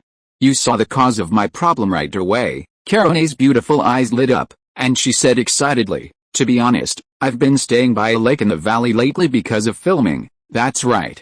Do you plan on long-term treatment, or are you going to treat it now?" Yu looked a little embarrassed. "Of course, I'll treat you right now." Ahem. Yu coughed awkwardly. "For long-term treatment, I can give you some pills to take, but it'll take some time to heal. As for immediate treatment, I'll need acupuncture, but skin-to-skin contact might be necessary." "Ah." Hearing skin-to-skin contact, Karuna was stunned, but then she gave him a determined look. "Okay then. Miss Karuna, please come with me to my room." As if to prevent Karuna from overthinking, Yu added, "I need a quiet environment to give you the acupuncture." "Yes?" Xiaoxu asked, somewhat puzzled, as she watched the two leave. "Yu actually knows medicine." Yes. Yu's medical skills are amazing. He's helped my sisters save many people and Pokémon before." At that moment, Miss Joy seemed to be infatuated, her hands cupped to her cheeks, her eyes full of stars, in Yu's room. Watching Karuna, who was crawling on the bed, cooperating perfectly, Yu disinfected the needles in his hand and reminded her, "Miss Karuna, we're ready for acupuncture. If you feel a warmth where the needles have been applied, don't worry, it's normal." "Yes, I can handle it." Looking at the smooth, beautiful back, Yu's eyes remained calm, filled with the gaze of a doctor looking at a patient. "Then I'll begin." As each needle pierced the acupuncture points, Yu silently recited the formula for burning mountain fire. Burning mountain fire can dispel cold. 3 ins and 1 out, and heat surges. Inhale through the nose, exhale 5 times. Burning mountain fire can dispel cold. 1 out, 3 outs, and the illness will heal. Start with 5 minutes and end with 1 inch. In and out 3 times, slowly lift and see. As the seconds ticked by, Yu was already sweating profusely. The women next door, seeing the two men still not coming out, grew anxious. Why don't we go over and take a look? Someone suggested. But the other girls quickly rejected her suggestion. No. They're undergoing treatment, we can't disturb them. Yes, that's true. And we have to trust you? It's getting late now, you guys should go to bed. I'll wait here for them and check on the other Pokemon, Miss Joy suggested, glancing at the clock. It's okay, we can't sleep either. Miss Joy, let us come and help. Suddenly, as if struck by a thought, Air turned to Pikachu and said, Pikachu, you go to bed first. You, will wait. Pika the Pikachu shook its head, leaping onto Air's shoulders and nuzzling her cheek. Feeling Pikachu's coquettishness, Air shook her head helplessly. There's nothing we can do about you. Let's wait together. Just as she was leaving the room, the door to the next room opened, and Yu stumbled out. At this moment, he looked like he had just been pulled out of the water. His clothes were soaked, and a few strands of hair were on his cheeks due to sweat. He looked a little disheveled. Yu. If you are listening to this novel on a channel other than Fanfic World, it means it was downloaded and re-uploaded without effort. We warmly invite you to visit our channel, Fanfic World. There you will find the original version of this story and many other novels of various genres. We look forward to seeing you dive into a world of incredible novels. Chapter 89 Charmander. Yu, are you okay? Seeing this, the girls hurried over with concern. Pikachu quickly jumped off Air's shoulders and came to Yu's side, looking at him with concern. I'm fine, I just used up too much energy. Just help me find a room to sleep. Yu waved his hand. What about Miss Karuna? Miss Joy asked nervously. She fell asleep while I was treating her. With that, Yu felt his head spinning, and his head tilted, and he fell into deep sleep. Let's get him into a room. Air and Xiaoxa supported Yu. The next day, the morning sun shone through the curtains into the room, and Yu, lying on the bed, instinctively raised his hand to block it out. Suddenly, he felt something soft pressing against his arm. Bewildered, he opened his eyes and looked up to see Pikachu lazily crawling on his arm. As if his movement had startled the little creature, Pikachu dazedly opened his still sleepy eyes. Pikachu, as soon as he saw Yu woke up, he immediately became energetic and threw himself into Yu's arms and rubbed against him. Haha, it's so itchy. Pikachu the man and the pet played for a while, and at this time Serena also pushed the door in. Hey, Yu, you're awake, huh? Serena, why is it so noisy outside? What happened? Suddenly, Yu's ears moved, and he spoke with curiosity. Because today is the annual festival in Hawaii City. Seeing that Yu was still a little confused, Serena continued to add, the most important thing on this day is that trainers have to give gifts to their Pokemon under the Tree of Oath and deepen the bond with each other. It's a Japanese festival. It seems very interesting. Then I will also participate. Yu was excited and was about to go wash up. But Serena stopped him, handing Yu a colorful spherical stone. This is a gift from Miss Karuna. She left early because of something else, and she asked me to give it to you. She said she stumbled upon it while filming at that Valley Lake. Ah. Miss Karuna's gun, Yu said, surprised. Why, you're still reluctant to let her go? Serena pouted, huffing. What are you thinking? I was planning to challenge her to Pokemon battle. After all, it's a rare opportunity to compete with a champion, Yu said grumpily. Here realizing she'd misunderstood, Serena playfully stuck out her tongue. Ah. It seems that using the mountain fire is still a bit difficult with my current strength. Yu stretched and tossed the stone together with the one that Buzzbit had picked up last time. He glanced at Serena as she left, then took Pikachu to the bathroom to wash up. What Yu didn't know was that, with the entry of the two stones, the Pokemon eggs inside actually began to slowly emit a faint glow. After leaving the house, Serena went straight to the restaurant. At that moment, Air and Xiaoxu were staying in the Pokemon restaurant, eating breakfast and chatting about the festival. Hey, what are Miss Air and Miss Xiaoxu talking about? Serena asked curiously as she walked over to sit next to Air. Serena, just call me Air. Xiaoxu and I are discussing what gifts to give to the Pokemon at the festival. Yeah, Xiaoxu, standing opposite, nodded in agreement. Have you decided on what to give? No, Air shook her head, looking a little distressed. By the way, is Yu awake yet? Perhaps he could offer some advice. Hearing Xiaoxu mention Yu, Serena slapped her forehead and said with a wry smile, don't count on him. He wouldn't have known if I hadn't just reminded him. Air, who had been traveling with Yu for some time, reflected on his personality and felt a few drops of sweat drip from her forehead. Xiaoxu, don't get your hopes up too much, ahem.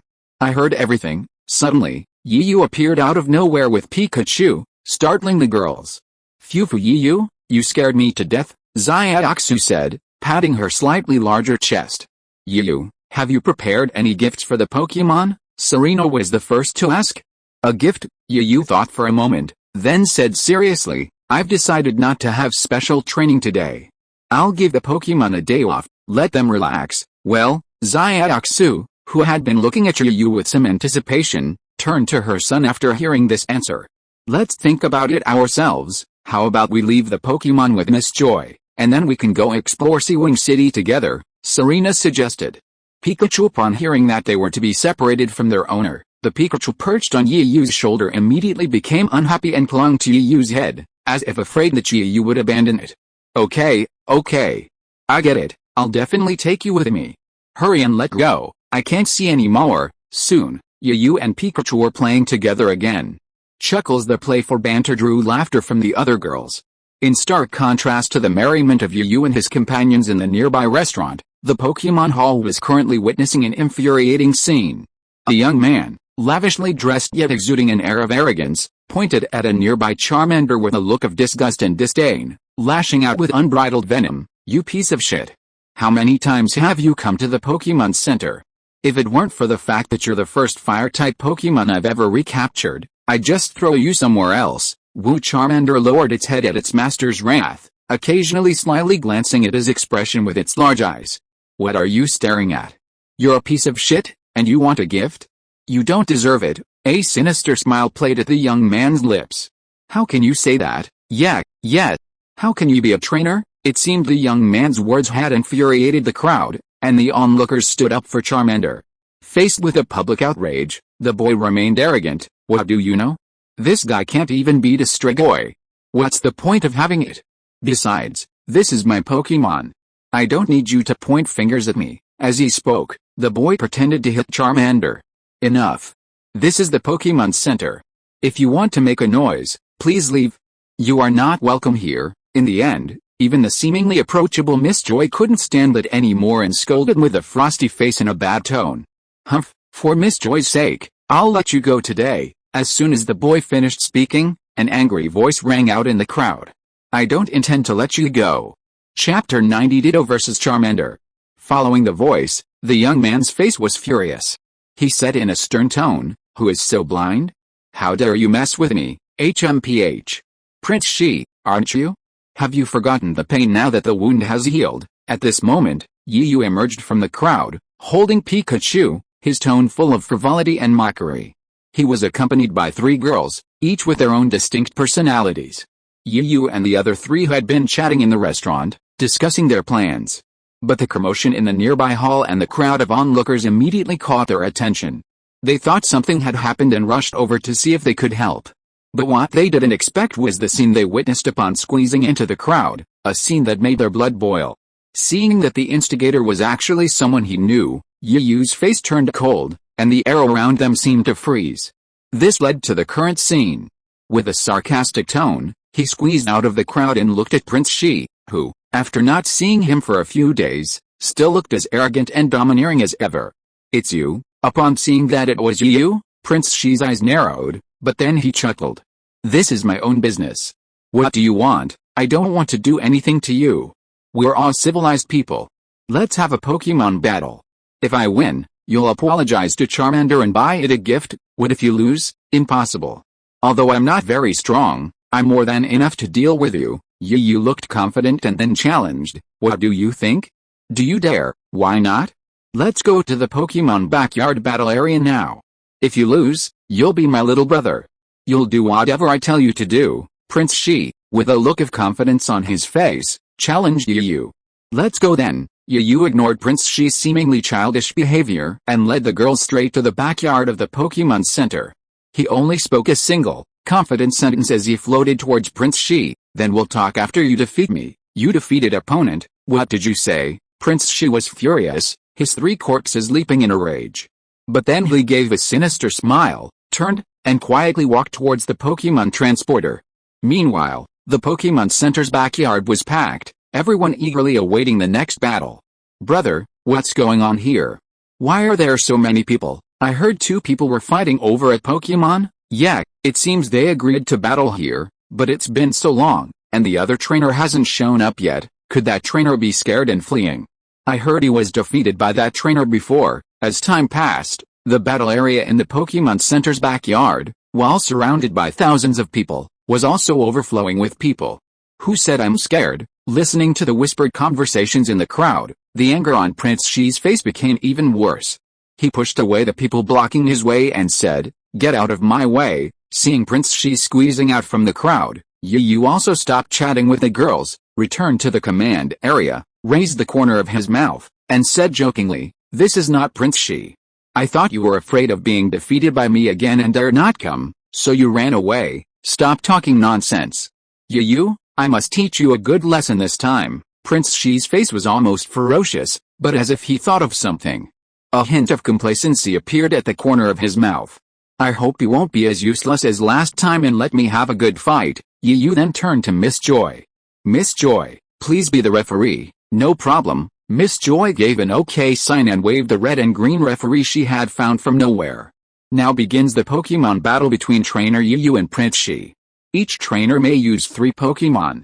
When one Pokemon loses its ability to fight, the other wins. Go. Ditto. HMPH, aren't you sending out your Pikachu? You're looking down on me. Prince Shi was stunned when Yu sent out a different Pikachu, then flew into a rage. "One Ditto is enough to handle you. You've really pissed me off." Prince Shi threw a Pokeball with all his might. "It's your turn, useless piece of shit." Wu Charmander appeared on the field, somewhat bewildered, but quickly grasped the situation.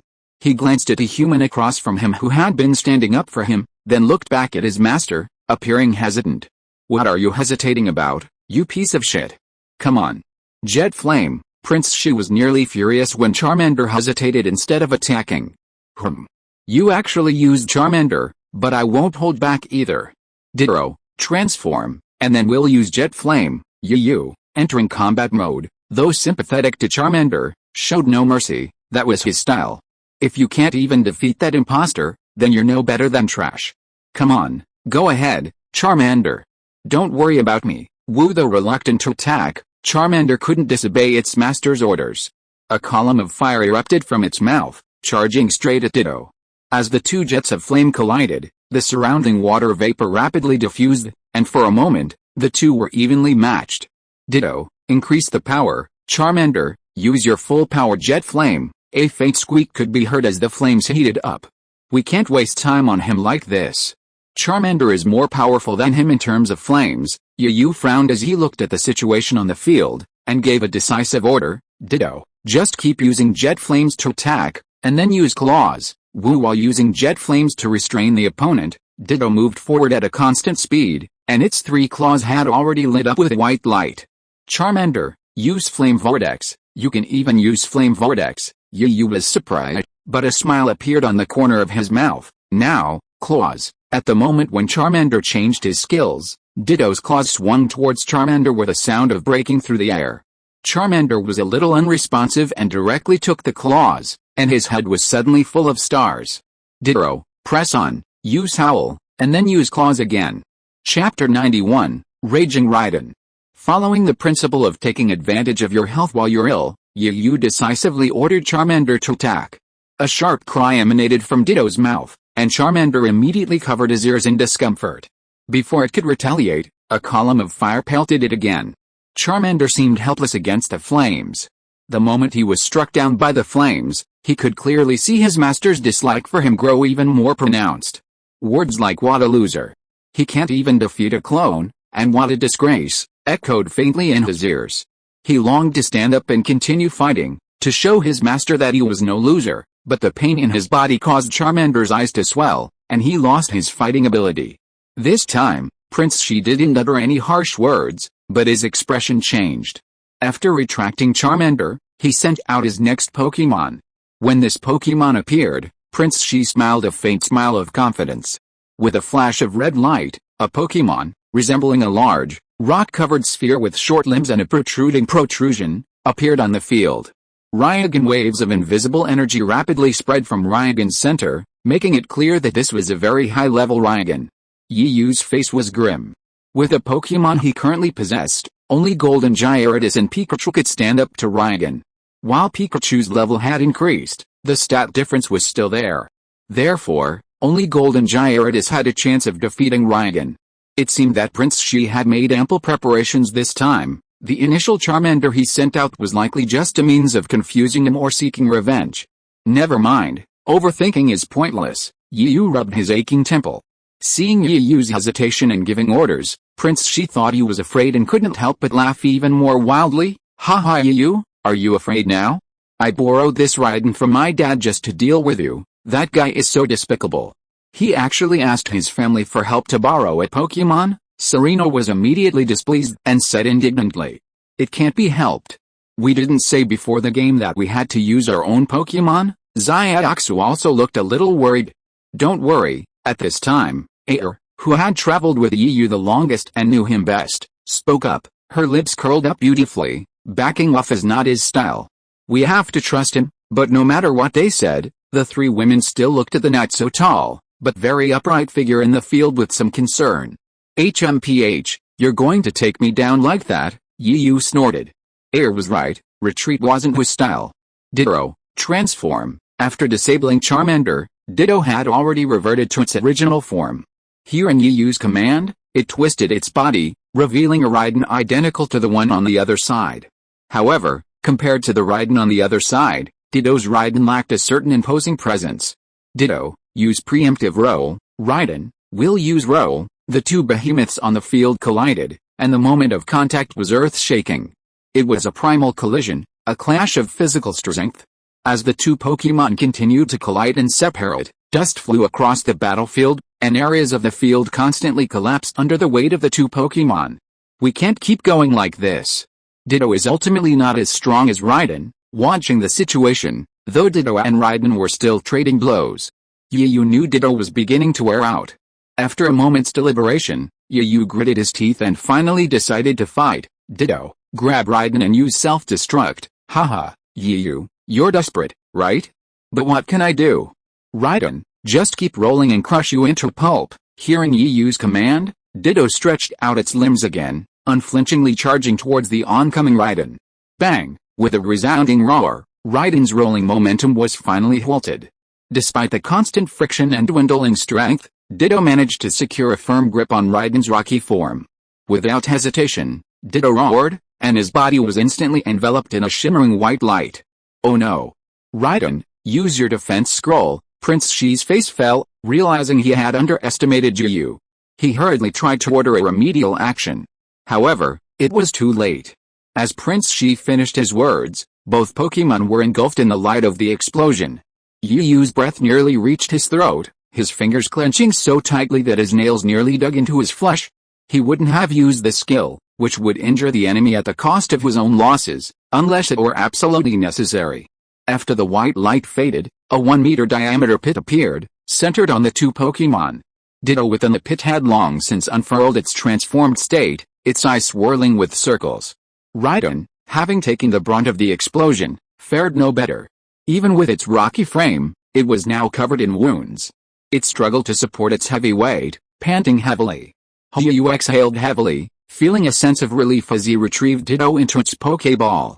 Touching the Pokeball containing Ditto, Yiyu said seriously, "Thank you, Ditto, you did a great job. Now we're on to the next fight, your turn, Gyarados." Gyarados, Golden Gyarados roared, appearing before the audience. I didn't expect he even had a Gyarados like that. Prince Shi's eyes were filled with fear, but his so-called pride forced him to refuse to give in. But so what? My Raiden is invincible. Raiden, use roll. In your Raiden's prime, I might have feared you, but now with this Raiden, which is almost incapacitated, I really don't care. Gyarados, use water cannon to finish it off, Yiyu said bluntly. Don't look down on me. Raiden will crush that Gyarados, but faced with reality, any illusions were ultimately shattered. With a burst of water cannon, Raiden, which had been rolling forward, suddenly rolled backwards.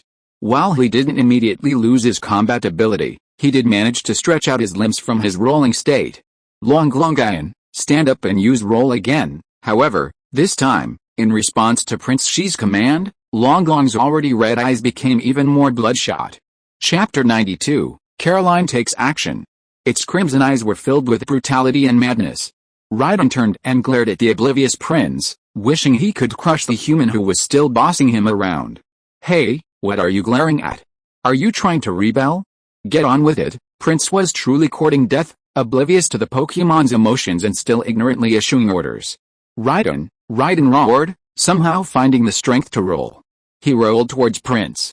Hey, Raiden, are you trying to rebel? Turn around and get back. However, despite Prince's orders, Raiden remained unmoved, charging forward without a care in the world.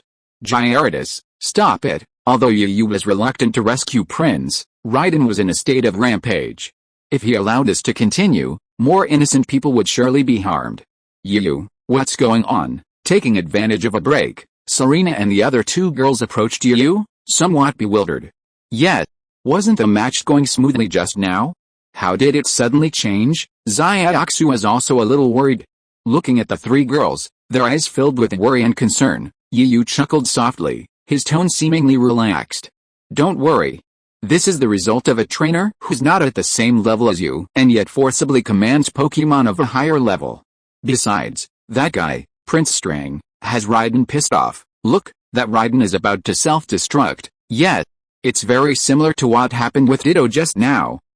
Run. The girls, who had been relieved by Yu's explanation, couldn't help but feel their hearts tighten again after hearing these exclamations. Oh my god, how could I have forgotten that? Yu slapped his forehead, somewhat blaming himself for forgetting that Raiden could self-destruct. It was too late to remedy the situation or order distance. The white light emanating from Raiden grew brighter, threatening to explode at any moment. Garterux, use telekinesis. Melissa, use hold. Suddenly, two Pokemon appeared before the crowd, forming a line one in front of the other, blocking the crowd and Raiden. A cloud of blue-purple thought enveloped Raiden, which was about to explode, while Melissa used hold and stood in front of Gardevoir, shielding him from the aftermath. The two Pokemon's actions were a perfect match, their attack and defense perfectly balanced. After the explosion, the two Pokemon remained calm and unhurt, turning back to a figure in white. Garterux and Melissa, you've done a great job. Come back and rest, the white figure praised, taking out two Pokeballs and returning them. Why does that voice sound so familiar? Yu frowned, looked up intently, and exclaimed, Ms. Kiruno. At the same time, some onlookers also recognized Kiruno's identity. Hey! Look, it's the champion of the Kalos region. Isn't she the most popular heroine in the latest Pokemon TV series? It's her. I'm almost going crazy with happiness. Kiruno. Looking at the scene that looked like a celebrity outing, Yu couldn't help but sweat a little. Hi. Yu, long time no see. Kiruno walked towards Yu and the others in white high-heeled sandals, striding with slender legs, waving. Oh, we just met yesterday, okay? Yu was a little speechless. He didn't expect that Kiruno, as the champion, had such a mischievous side. Ms. Kiruno, aren't you supposed to be busy today? Why are you here? Serena couldn't help but ask in confusion. Well, I had to go to the next city to film today, but I suddenly remembered some luggage I left at the Pokemon Center. When I came back to get it, I heard about a Pokemon battle, and seeing all the people gathered, I couldn't help but come over to check it out. Karuna smiled, completely oblivious to Raiden's explosion. Hearing Karuna's somewhat nonchalant words, Yu grinned, unable to help but grumble inwardly. So that's the perspective of the powerful. What's a big deal to some people, isn't a big deal to them. Yu, thank you for yesterday. It's okay. Standing across from him, still a little shaken, Prince Shi watched Yu chatting and laughing with the women, his jealousy and anger overflowing. He roared, hey! Yu, are you still going to fight? If not, I win. Karuna naturally heard Prince Shi's roar and frowned, but ultimately said nothing. She simply stood beside the women, watching Yu with interest. Ignoring the looks from some, Yu returned his gaze to the field, a playful expression on his face returning. Why not compete? I hope you don't look as embarrassed as you did last time. You're so proud of yourself, you'll have a hard time crying later. Prince Shi sent out his next Pokemon. Swampert, an equally imposing Swampert, almost entirely blue with a white belly and a large black scale, appeared on the field. Seeing the fierce-eyed Swampert in the arena, Yu was speechless. He looked across at the smug Prince Shi and grumbled, "Hey, Swampert, where did you trick me into coming here again? Are you afraid of losing to me? You don't even dare to bring out your own Pokémon? What do you care? I think you're just jealous and scared." "Oh, I'm scared. Gyarados uses water cannon. Let him see if I'm scared." Swampert, use Mud Bomb. Faced with the incredibly powerful water cannon, each mud bomb was like a bomb, often creating a huge splash when it hit the water cannon.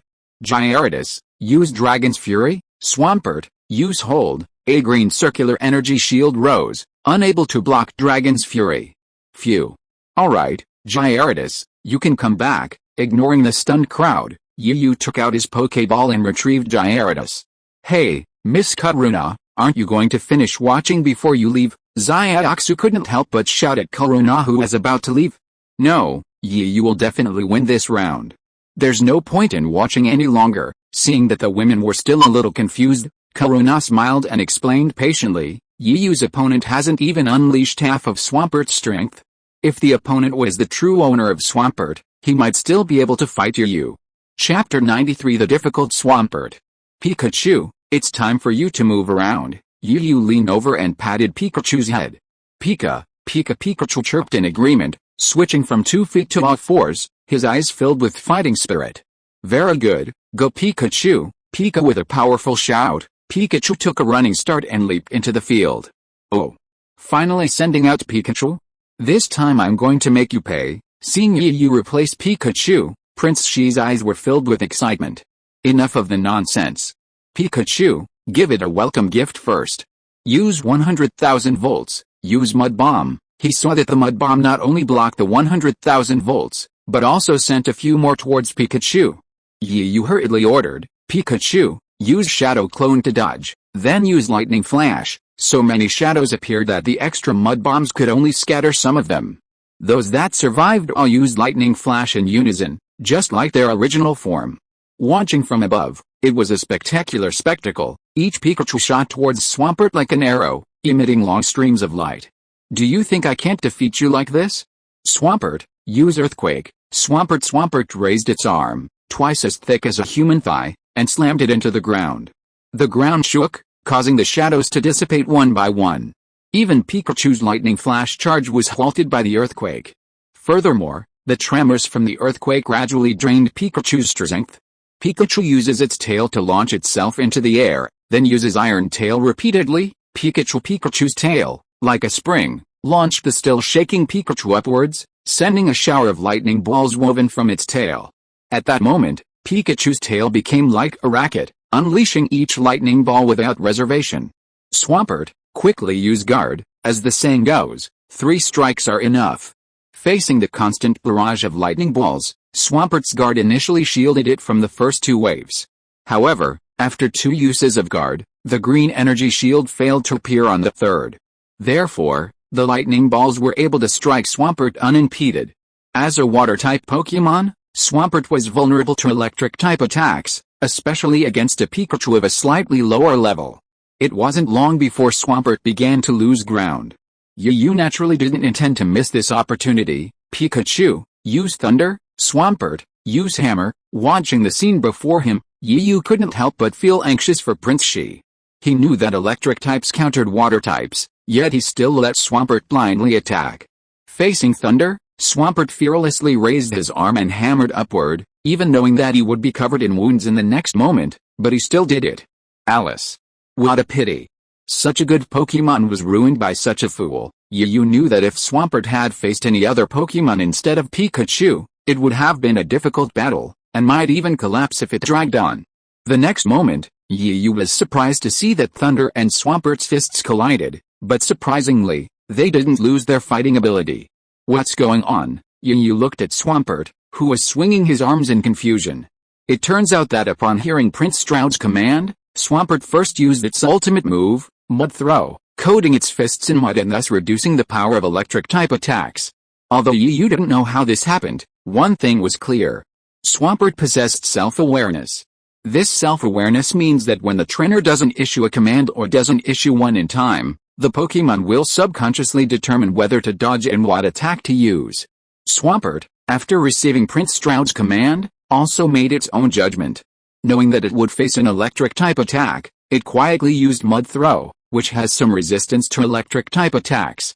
This not only faithfully carried out its master's command, but also perfectly mitigated the damage from the thunder. It seems Swampert's autonomous combat capabilities are quite impressive. Yu pondered for a moment before renewing his attack order. Pikachu, don't give Swampert a chance to breathe.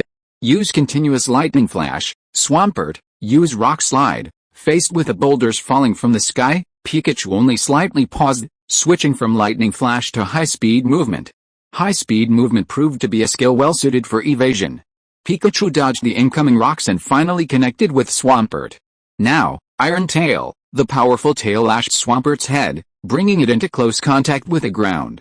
Yu had expected Swampert to lose its combat capability, but to his surprise, Swampert not only remained incapacitated, but instead extended its massive hand, seemingly intent on catching Pikachu with its claws. Pikachu, don't hold back. Use 100,000 volts, Yu sighed. To be honest, he admired Swampert and felt a slight pity for him, but a competition was a competition and no other considerations were allowed. This time, as the 100,000 volts were deployed, there were no unexpected incidents. Swampert's eyes circled and he lost his ability to fight.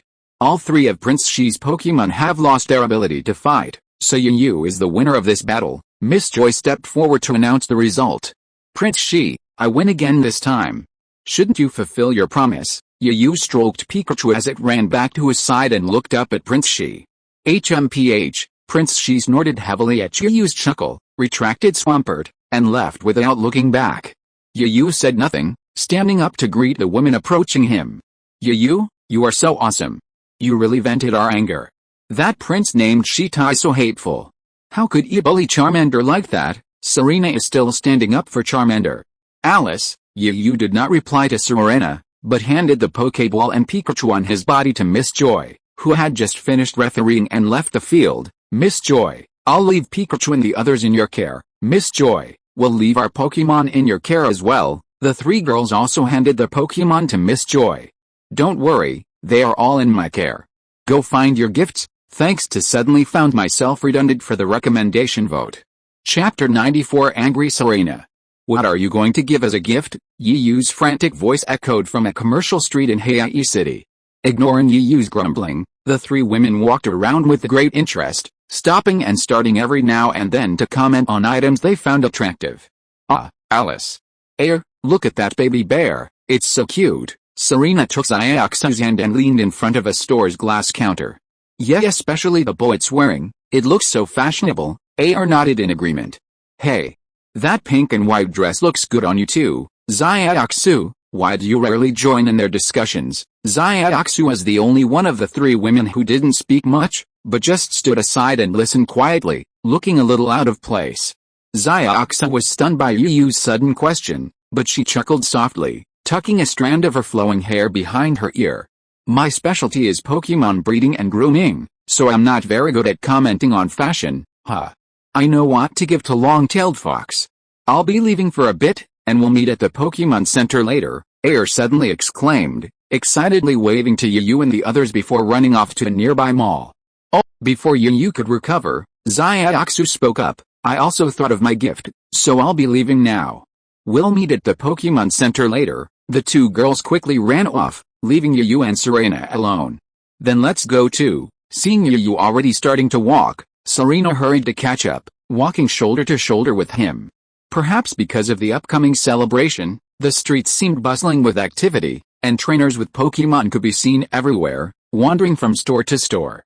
Yuyu and Serena seemed a bit strange, neither carrying a Pokemon nor entering a store.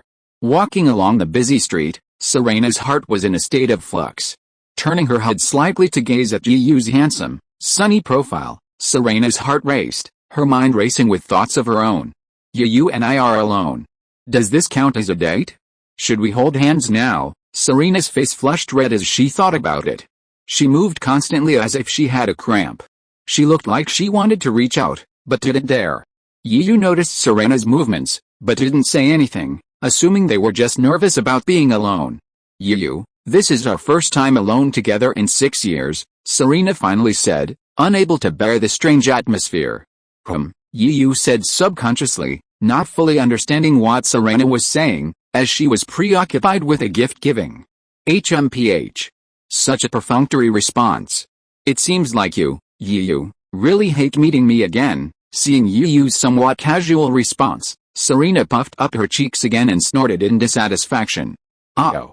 No, how could that be possible? Yu finally came to his senses. Seeing Serena, who seemed to be in a tantrum, he quickly waved his hands in denial. Really? Yeah, I really thought of a gift, HMPH. Yu is such an idiot. Seeing Yu's confusion, Serena stamped her foot in anger, left a word, and ran away. Looking at Serena from a distance, Yu was still a little confused. Had he said something wrong? He shook his head randomly, not wanting to think about it anymore. A moment later. This should be it, right? Looking at the shop with the 8 characters Pokemon assistance equipment on the sign, Yu checked the map drawn by the passerby with some uncertainty. It was different from those lavishly decorated and expansive shops. The shop before Yu was a traditional Japanese house. Its rather old-fashioned courtyard seemed a bit out of place in the modern city of Hawaii. Deciding to give it a try, Yu pulled open the sliding door. The next moment, Yu's eyes lit up. He saw a dazzling array of goods, dumbbells and sandbags for Pokemon training, target guns and softballs for improving Pokemon's accuracy and reflexes. And all these props shared a common characteristic: they were entirely handmade, devoid of any technological flair. "What can I do for you, young man?" An elderly man in his 50s, dressed in a Japanese kimono and with white hair and a beard, emerged from the house. "Well, it's like this. I heard you make top-quality Pokemon aids here, so I came to take a look." "Then you've come to the right place. What kind of equipment do you want?" The old man stroked his beard, looking quite proud. "I plan to buy a wristband." The old man was stunned by Yu's words, and then he became a little angry. He came to him specifically to buy something that could be bought everywhere. It was obvious that he looked down on him, an old man who had been making Pokemon auxiliary equipment for 40 years. Seeing the old man about to lose his temper, Yu continued, "The kind of wristband I want, not only aesthetically pleasing, but also with the ability to adjust gravity and, ideally, restrict the movement of Pokemon." "Oh, that's a novel idea." A bit counterintuitive, the old man immediately perked up after hearing Yu's subsequent request, stroking his beard. "Haha, interesting. Truly interesting. Others either add gravity but still want flexibility, or restrict flexibility but don't have gravity. You're just going for both." Yu chuckled, but didn't respond to the old man's question. Instead, he said provocatively, "Just tell me if you can make it, why not? You don't have to goad me. To be honest, I'm a registered disciple of the Huaxia Mahist school. My manufacturing technology is top-notch." The old man's tone seemed a bit complacent as he mentioned the Huaxia Mahist school. "Huaxia Mahist school? What are you in the Mahist school?" The old man was about to introduce himself and show off, but Yu's next words completely silenced him. Yu waved his hand and said in a tone that sounded a little impatient, Okay, I'm Chinese. When it comes to my understanding of Chinese knowledge, I've seen more than you've eaten." Hearing Yu's somewhat impatient words, the old man quickly clenched his fist and put it to his mouth and coughed a few times to cover up his embarrassment. "So how many of these wristbands do you plan to make? 6? No, make 7. Forget it. How many you can make before the sun sets today, I'll take them all. And the wristbands also need to be adjustable in size." Yu originally planned to make 6, one as a spare, but when he thought of the little guy in his stored ring that had not yet hatched, and the future number and size of Pokemon, he quickly changed his mind. "By the way, can you help me make 3 more? Chapter 95 The Abandoned Charmander. Because of the festival, Seawing City was exceptionally bustling today. Under the setting sun, joyful smiles could be seen on the faces of both humans and Pokemon. The side of the Tree of Promise, the venue for today's festival, had already begun decorating its surroundings, draping its trunk with Christmas lights. The Pokemon Center, however, was unusually lively at the moment. Most trainers with limited financial resources chose to stay at the Pokemon Center, and since it was a festival, trainers, aside from those seeking treatment, were already arriving early to give gifts to their Pokemon. Serena and the other 2 had also returned to the Pokemon Center early. "Xiaoxu, you're the first one back at the Pokemon Center. What did you get for Vulpix?" Serena asked eagerly. Because I'm both a Pokemon keeper and groomer, I went out and bought some ingredients and came back early to make a feast for the Pokemon and even gave it a grooming treatment, Xiaoxia continued with a sweet, intelligent smile. What about your Serena? Ayer asked. Serena proudly picked up the Firefox. A red bow now graced the Firefox's already fluffy tail, making the already nimble and charming Firefox even cuter and more charming. Wow! Serena's boa is so adorable. Of course you don't even consider my taste, Serena said proudly. Ayer, what's your gift? I bought you some pretty clothes. Look, Ayer released a long-tailed Firefox. The long-tailed Firefox emerged from the Pokeball, already wearing the clothes Ayer had bought it. It was wearing a snow-white dress adorned with tiny pink flowers, and 2 delicate bracelets on its wrists. Because of these clothes, the long-tailed Firefox even had the youthful aura of a human girl. The long-tailed Firefox has become even cuter, Xiaoxia exclaimed. The 3 girls gathered around the gifts, discussing them. The Pokemon were playing with each other. At first, they didn't notice anything, but as time passed, the 3 girls suddenly grew anxious.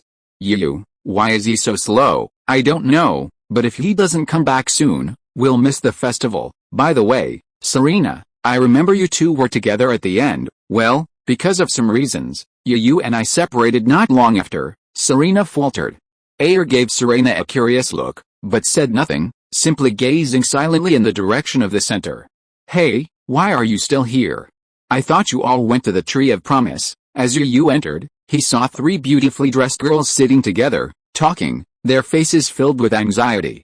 A closer look revealed Serena and the other 2, and he hurried over to join them. It turned out that the 3 girls had returned to the Pokemon Center and, realizing they still had time and that today was the festival, had changed into clothes they liked.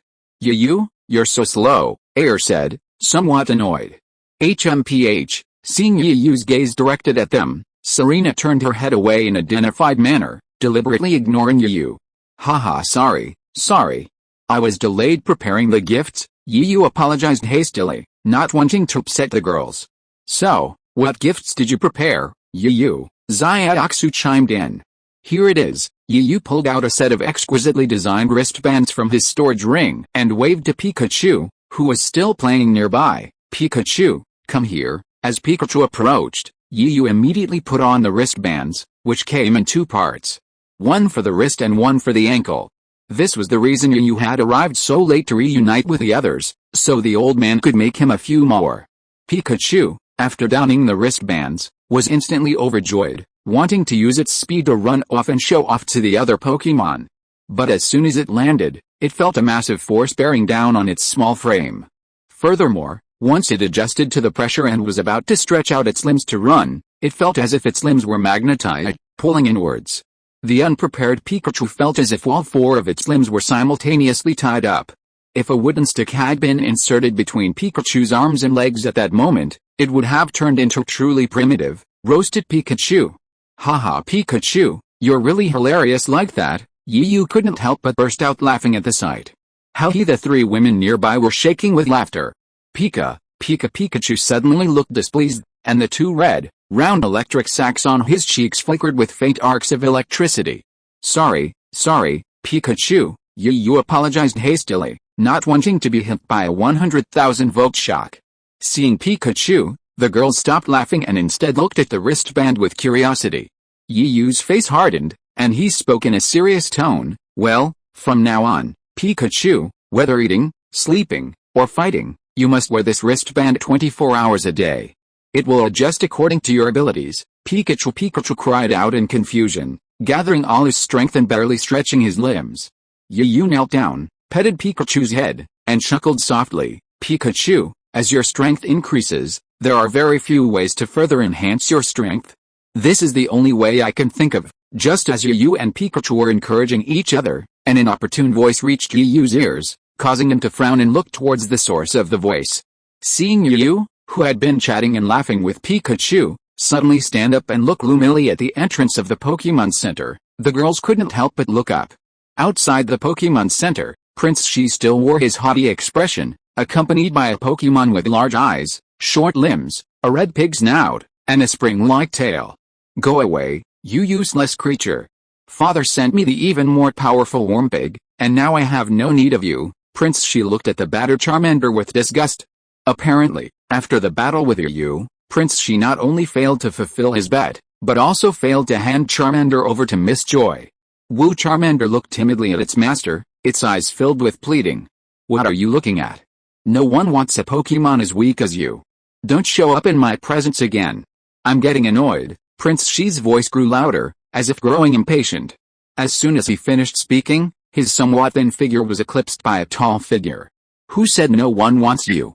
If you are listening to this novel on a channel other than Fanfic World, it means it was downloaded and re-uploaded without effort.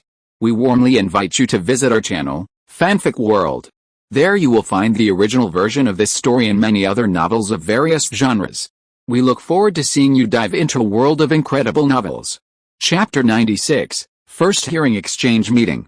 Who said no one wants you? The visitor repeated, then turned his gaze to Charmander, smiled, and extended his hand in front of Charmander. Charmander, since this Master Shi doesn't want you, then you should follow me from now on. Then we'll challenge the Kalos Alliance together, PFFT, Prince Shi scoffed. Then his face turned sour, and he shouted at the visitor, Hey! I was wondering why you are always meddling in my business. You're like a piece of stinky candy that you can't get rid of. Yes, the visitor was Yu. Originally, he didn't want to intervene. After all, it was someone else's family matter, but seeing that Charmander was about to be abandoned, as a Pokemon lover, he had no choice but to jump out. That's God's will. Heaven has allowed me to punish you, a jerk who only knows how to bully Pokemon, Yu said jokingly, his gaze returning to Prince Shi. And if I'm not mistaken, it seems young Master Shi hasn't fulfilled our bet, Tisk. I'm not idle enough to waste my time on this loser, Prince Shi snorted, then turned and walked away with Nuan Pig without looking back. Only one sentence drifted down the wind and reached Charmander's ears. You loser, stop following me. Don't let me see you again. Charmander, wavering in his heart, looked up at Yu, his eyes meeting his with sincerity. What do you think? Charmander, follow me. Let's grow stronger together, and then you'll regret it. Even Pikachu, whose wristbands limited his movement, danced and called out, as if trying to get Charmander to agree. The three women gathered around Yu and Charmander, their beautiful eyes filled with anticipation as they watched the scene unfold. They desperately hoped Charmander would join them on their journey, and they truly felt sorry for Charmander following Prince Shi. Wu seeing Charmander seem tempted, Yu quickly took out a new Pokeball and placed it in front of it. Glancing at Yu's earnest gaze, then at the three expectant women, Charmander, finally tempted by the prospect of becoming stronger, decided to join Yu's team. As if making up his mind, Charmander quickly reached out his hand and slapped the Pokeball. A flash of red light instantly enveloped it, enveloping it within the Pokeball. The ball swung 3 times in Yu's hand, followed by a boom sound. Yu, holding the Pokeball, jumped up excitedly. Great! I caught Charmander. Seeing Yu, so happy she looked like a child, Xiaozu couldn't help but chuckle. I never thought Yu had such a childish side. Hearing this, Aer nodded slightly and chuckled. That's only when it comes to Pokemon that he rarely shows this side. Yeah, Serena nodded subconsciously, looking at Yu, unsure of what to think. Miss Joy, I'll leave Charmander in your care. After catching Charmander, Yu remembered that it still had a life left, so he held Charmander's Pokemon and hurried to find Miss Joy. At that moment, the Tree of Promise, amidst its dense branches and leaves, a dazzling array of colorful Christmas lights shone like falling pearls, illuminating the lush green branches and leaves. The area below was filled with trainers and Pokemon, all beaming with joy. Yu, why do you seem so excited right now? You're not usually like this. That's because a new partner has joined my team. Yu was still a little excited. Looking at the Pokemon around him, beaming with joy at the gifts they received from their masters, and the trainers waiting for the fireworks, he sighed. This festival is so lively. It's so different from our Chinese festivals. Huh? A Chinese festival? I'm looking forward to experiencing it myself, Aer said longingly. There will be a chance, isn't this Mr. Yi? What a coincidence. I didn't expect to meet you here. Suddenly a voice came. Yu looked over in confusion. Seeing who was coming, he clasped his fists and returned the greeting, saying with a smile, what a coincidence. Little Master Jixin, why are you here, Amitabha? I was passing by here and saw how lively it was. I heard there would be fireworks. so I brought the Dharma baboon here to see it. I didn't expect to meet Mr. Yi. Jixin walked toward Yu with his hands clasped together. Do you know Yu? Selina suddenly asked, looking curiously at the little monk who was approaching them. Well, we are kindred spirits. Let me introduce you. This little master's Dharma name is Jixin. Yu pointed at the girls and introduced them one by one. These girls are my companions, Aer, Selina, and Xiaoxu. Hello, Jixin greeted them. He turned his head back to Yu. You are in Japan for the exchange meeting, too. Exchange meeting? Didn't I tell you before that I'm traveling to collect 8 badges and challenge the Kalos Alliance? Yu was a little confused. With your strength, how could you not know about the exchange meeting? Jingxin asked doubtfully. I don't know either. Can you tell me about the exchange meeting? The exchange meeting is also known as the International Medical and Martial Arts Exchange Conference. It's held every 3 years, and the location varies. For example, last time it was in China, and this time it's in Japan. The exchange meeting is divided into medical and martial arts groups. Invitations are sent out before the meeting. At this point, Jingxin glanced at Yu with another strange look. To be invited, the medical group must be at least a leading expert. As for the martial arts group, if we were at our level, we would have to be at least Grandmaster level to participate. I see. Then which city will the exchange meeting be held in? Why are you interested? Jingxin asked with a smile. Yes, a little, Yu nodded. Glancing at the women accompanying Yu, then at the nearby Tree of Promise, where a festival was underway, Jingxin approached Yu and said, I'm staying at the Pokémon Center right now. It's hard to explain right now, so come find me when the time comes. After watching Jingxin leave, Yu looked at the 3 women, whose beauty was enhanced by the light of the Tree of Promise. Finally, his gaze settled on Serena's vibrant figure, and with a mysterious smile, he said, Hey, I have a gift for you. Under Serena's expectant gaze, Yu pulled a flame-shaped pendant from his stored ring. Serena, please accept this. Consider it our reunion gift, and my apology. Serena, excited and thrilled, accepted the pendant, her beautiful eyes filled with an inexplicable meaning as she looked at Yu. Wow. Yu, you're so partial. Why don't we have one? Aer pouted, her tone tinged with jealousy. Of course, Yu chuckled, pulling out a butterfly-shaped headband and a bracelet, handing them to Aer and Xiaoxu respectively. I have one too. Xiaoxu was a bit surprised. Yes, we're friends. And we're going to travel together in the future. Yu's ordinary words resonated deeply in the hearts of the 3 women. Chapter 97, Serena joins.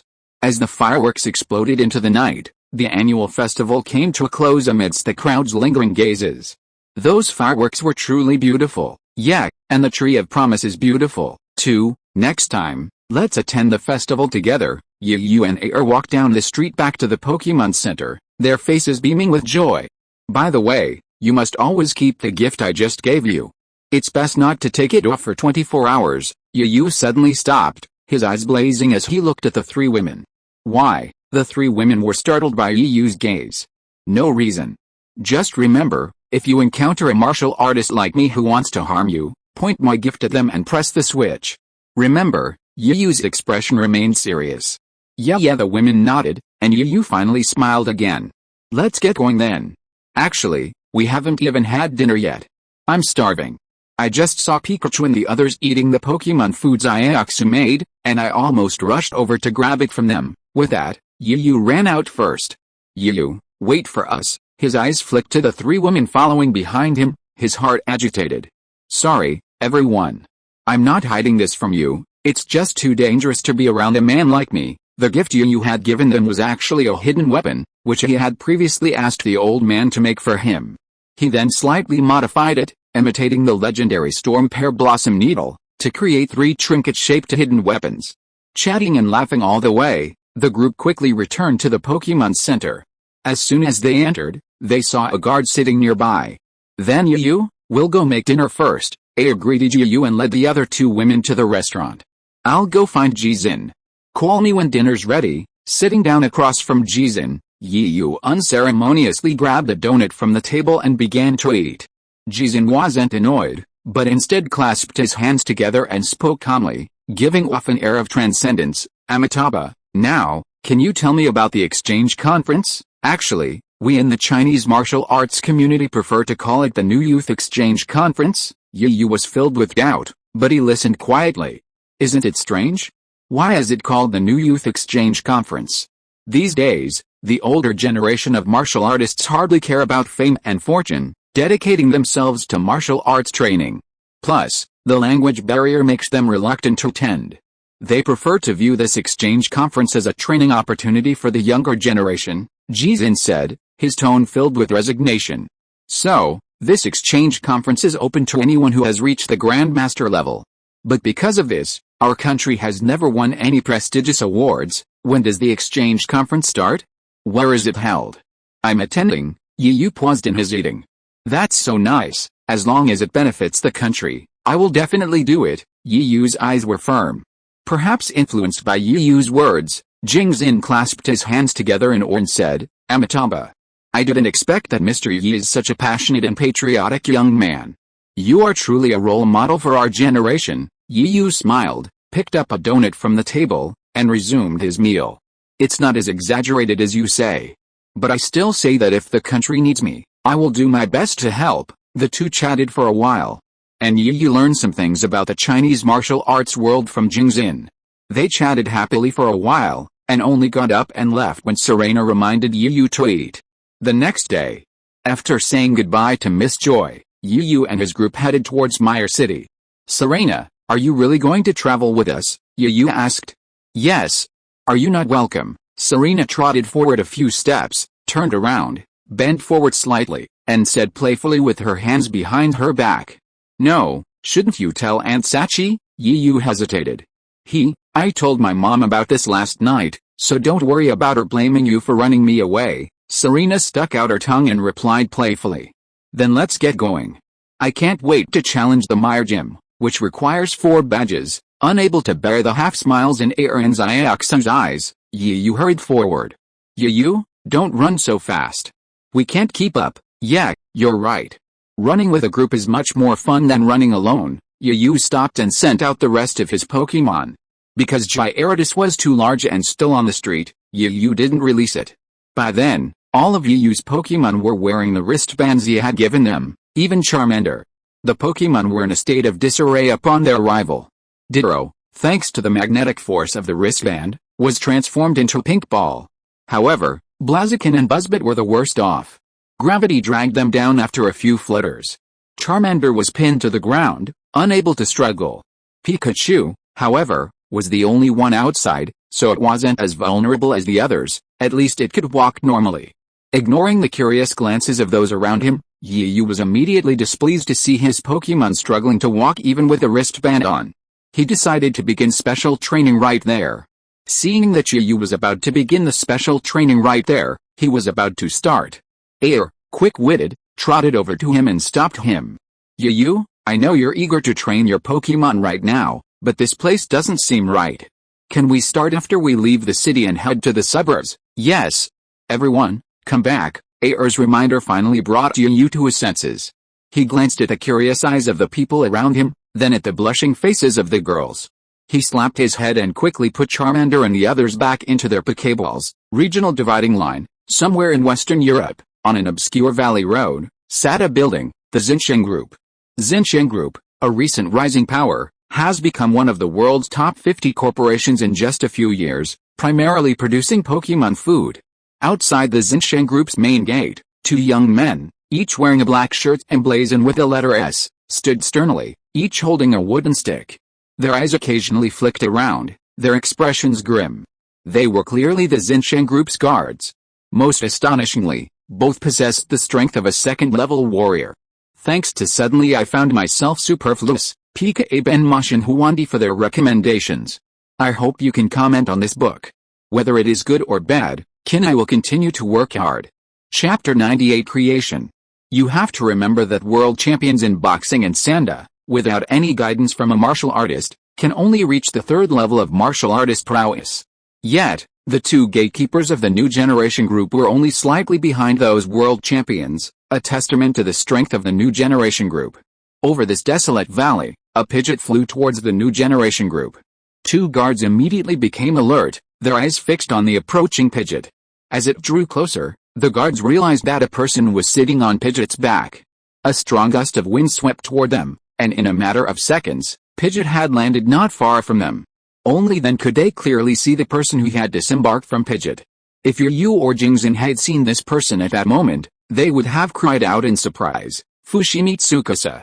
That was indeed Fushimi Tsukasa, the man who had taken the heart of the earth and was one of the 8 captains of Organization S. After collecting Pidgeot's Pokeball, Fushimi Tsukasa headed straight for the gate.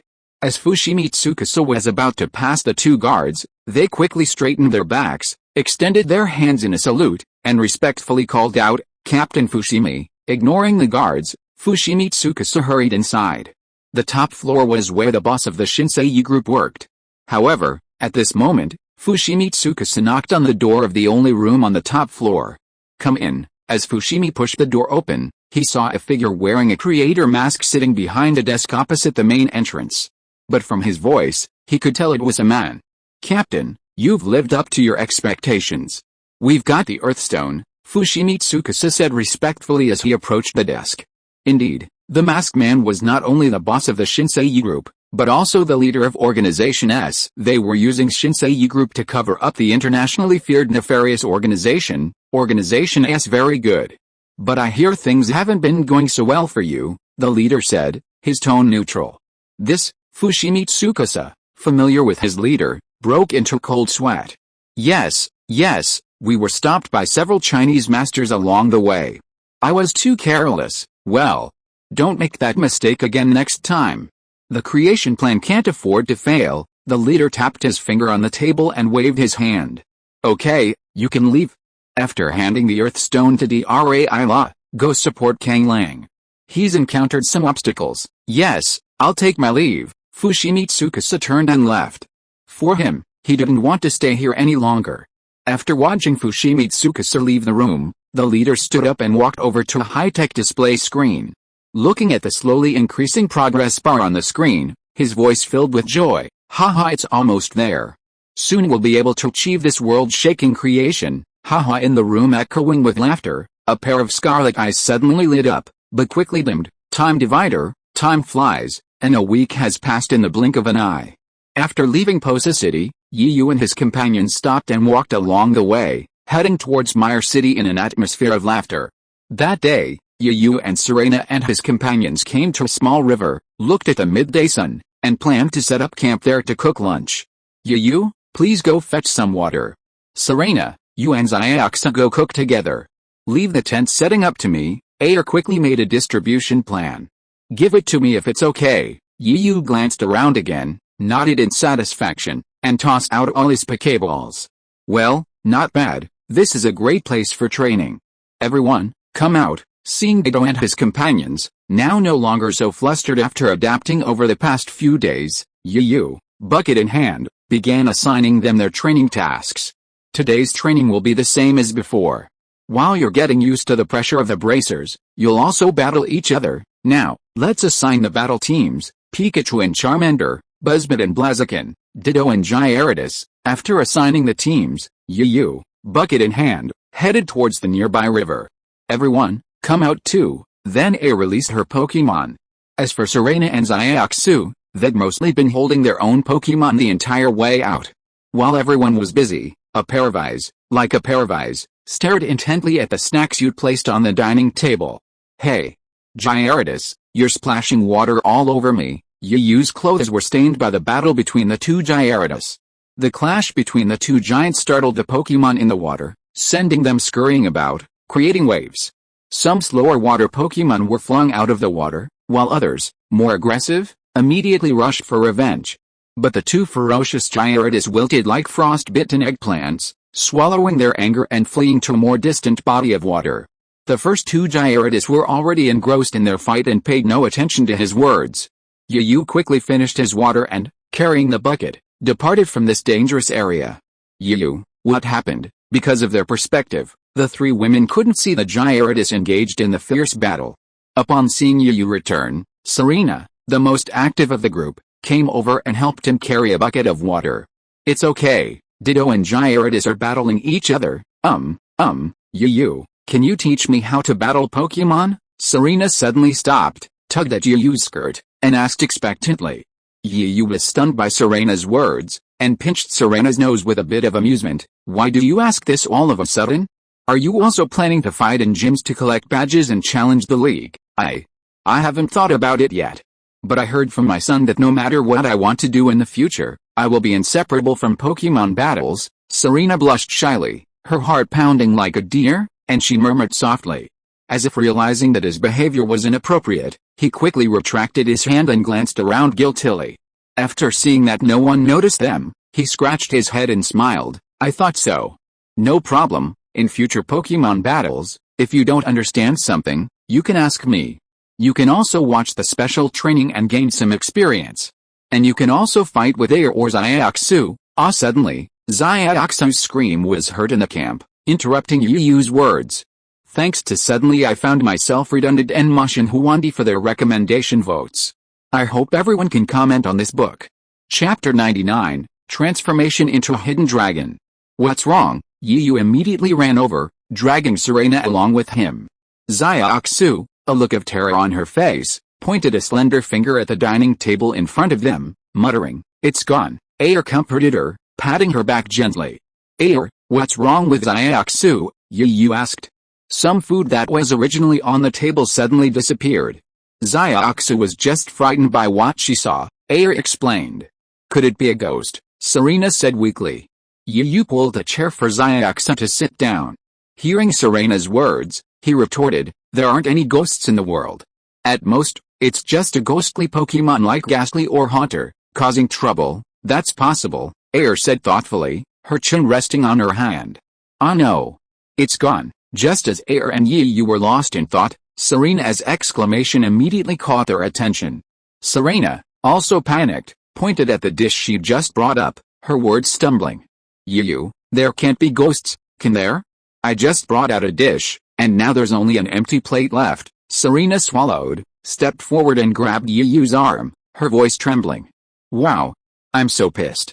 How dare you, a thief, steal my lunch right under my nose?" Yu Yu, ignoring Serena's grip on her arm, was nearly lashing out at the thought of his lunch being stolen. "You really think I can't do anything to you?" Yu Yu was angry, but not irrational. A cold smile played at the corners of his mouth, and he shouted to the sky, "Pikachu, stop practicing. Our lunches were all stolen. Hurry and grab your weapons, Pikachu." "Pikachu, how dare you steal food? Look at my temper, as expected, like owner, like Pokemon."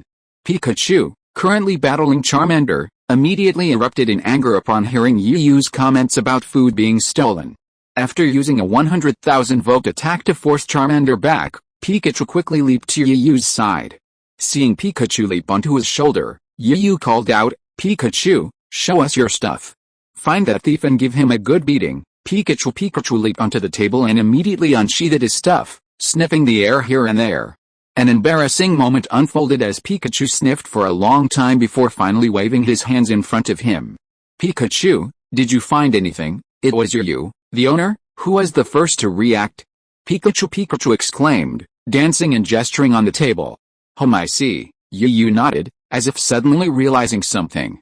"Yu Yu, what are you talking about?" Pikachu, Air asked in surprise. "I don't know." Instantly, Pikachu plummeted to the ground. The three women's eyes turned into small dots as Murkrows flew overhead. "You don't know, but don't be so serious, okay? I'm not entirely sure what it means, but one thing is certain, this isn't a ghost, it's a Pokemon. Am I right, Pikachu?" Pikachu and Yu Yu exchanged a knowing smile.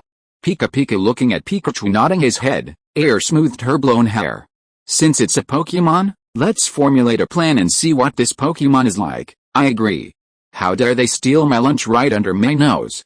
I want to see who's behind it." Yu Yu and Pikachu rubbed their hands, eager to get started.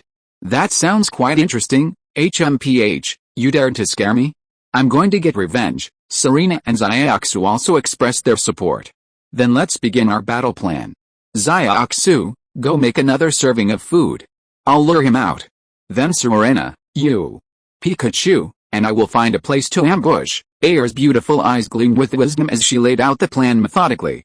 "Action, Pikachu." By the time Xiaoxu placed a plate of food on the table, Yu Yu had already set up an ambush with Air and the others.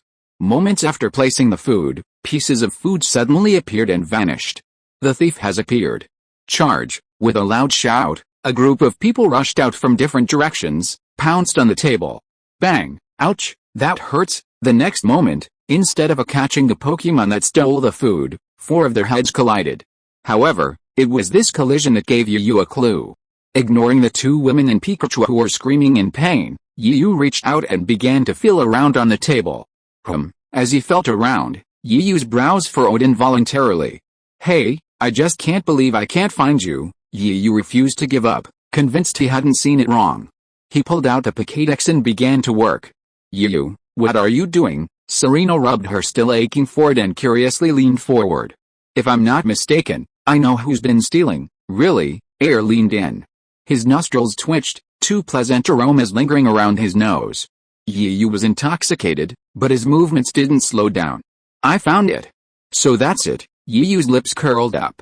Let me see. The Pokédex in Yu's hand rang out, and a mechanical voice immediately rang out, introducing Dinadra, a color-changing Pokémon. It can change its body color at will and has the special ability to blend in with its surroundings. That's not right, Yu. How did you find out? Xiaoxu then leaned in. Yu still smiled and explained calmly, you don't know that although the Dragonite has the ability to change its body color freely and will quietly approach its prey, the serrated pattern on its belly will not change? Then the Dragonite has been staying on the table since just now. It was Air who reacted first. Yu sighed and said, well, that was the case just now, but I don't know now. Then what? If we don't find that guy, it might cause trouble to others later, the kind-hearted Xiaoxu said worriedly. That's right, let me think about it. Yu touched his chin, looked at the Pokemon that was still fighting, and suddenly his eyes lit up. I thought of it. Chapter 100 Falling into the Water. I thought of using Ditto. Yu clenched his right fist and struck his left palm, looking confident. Ditto. What does this have to do with Ditto? Serena was a little stunned and didn't react for a moment. Humph. Since Pikachu's sense of smell isn't sharp enough, let's turn Ditto into Arcanine, which has a stronger sense of smell, Yu explained with some pride. Right. Although the body of the invisible dragon can change color according to the surrounding environment, thus blending in and achieving the effect of invisibility, its own scent cannot be hidden. Air suddenly understood, looked at Yu with beautiful eyes and praised, Yu, I didn't expect you to be so smart. That's right. Yu accepted Air's praise without any modesty, with his nose tilted up at a 45-degree angle. Ditto, come here. Yu pulled out the page for Arcanine from the Pokemon Encyclopedia and placed it before Ditto, who had already come running up to him. Use the transformation move on this Pokemon in the picture. Ditto chirped a few times, carefully examining the Arcanine in the Pokemon Encyclopedia. A moment later, with a flash of white light, a Arcanine identical to the one in the Pokemon Encyclopedia appeared. Excellent. Use scent detection on this plate. Yu placed the plate from the table before Ditto's nose. With a twitch of its nose, Ditto registered the lingering scent on the plate and began to search the ground. Yu and his companions followed behind it, keeping a distance so they could react immediately.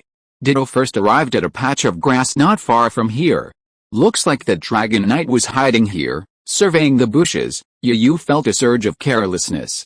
These past few days of pleasant company with the girls had seemingly let him down. Even at such close range, he hadn't noticed a pair of eyes watching them. Pausing to sniff for a moment, Ditto headed back toward the river. Passing through a small patch of trees, the view opened up. A green Pokemon with red markings on its belly caught his eye. It was tucking into pastries Xiaoxu had made earlier, devouring it with relish. Look, that's a Pokemon up ahead. It must be Dragonite, Serena pointed excitedly. Woof woof. Upon seeing the Pokemon, Ditto excitedly ran toward it. Hide. The sudden appearance of the group, and the imposing figure of Yizhang running toward it, frightened Dragonite so much that it dropped the pastry in its hands onto the grass. Just as Ditto seemed poised to subdue the Dragonite in a few strides, the Dragonite suddenly leaped and vanished into thin air. Woof woof. Ditto slammed to the brakes, halting its forward charge. Then, it crept to the ground, its snout twitching. Staring at the dog's face so close, the Dragonite was overcome with anxiety. Even as it transformed its body into the surrounding color and blended in, it continued to move slowly and gently backward. How's Arcanine? Yu asked, its ears twitching. Woof woof. Arcanine turned back and barked at Yu, a sly glint in its fierce eyes. Ditto extended its paw and swung it at the grass an inch in front of it. The paw passed through the air unimpeded and slammed into the ground. Seeing that its attack had missed, Ditto frowned, and with a hint of despair, it swung its paw a few more times at the grass centered around it. Unbeknownst to Ditto, its first swipe of its claws missed a Dragonoid by a mere hair's breadth, right beside its right leg. Seeing it was nearly struck, the Dragonoid, terrified, sped backward. Perhaps in its anxiety, it failed to notice a rock at its feet. While trying to support itself, it tripped, lost its balance, and tumbled backward. Meanwhile, the Dragonoid had been maintaining its color-changing ability to avoid Yu and his group. Combined with the occasional sound of running water, even Yu hadn't noticed the commotion. Ditto, previously confident, was now truly panicked. Its eyes darted around, its nose twitched, and its claws swatted wildly, but for a moment, it couldn't detect the Dragonoid's scent. Furthermore, Ditto noticed that the Dragonoid's scent was growing fainter. Woof woof, unlike its earlier confidence, Ditto turned and barked softly at Yu. With Ditto in this state, how could Yu, its master, not know something was wrong? Hey, Ditto, have you spotted the Dragonite just now? Yu speculated, considering Ditto's previous behavior. Woof woof, unable to meet its master's blazing eyes, Ditto lost all the dignity of a swift-footed dog, its head lowered like a misbehaving elementary school student awaiting punishment. Hey, everyone, look, isn't that the Dragonite? Suddenly, Xiaoxu covered her mouth with her right hand and pointed her left hand, slender as a scallion, at the struggling green figure in the river. The Dragonite was clearly a landlubber, only its head was visible. Without giving anyone time to react, a white figure flashed past them, dove into the water, and swam towards the Dragonite. Xiaoxu no Yu's expression darkened.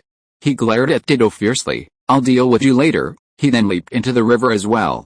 It turned out that the trip hadn't stopped the dragon, but instead, due to inertia, it rolled directly into the water. The sound of the flowing water drowned out the sound of the dragon falling into the water, so even Yu, with his keen ears, didn't hear it. While it was a shame for the dragon to steal their lunch, his love for Pokémon meant he wouldn't let it get hurt. So, without holding Xiaoxu back, Yu jumped in after it. Dragon, hold on. Xiaoxu had already reached the dragon, holding it back even though it had fallen unconscious. Even before it fell unconscious, the dragon saw Xiaoxu's pretty face, concerned and anxious. Ahem! Suddenly, the river suddenly became turbulent, and Xiaoxu accidentally choked on a few mouthfuls of water.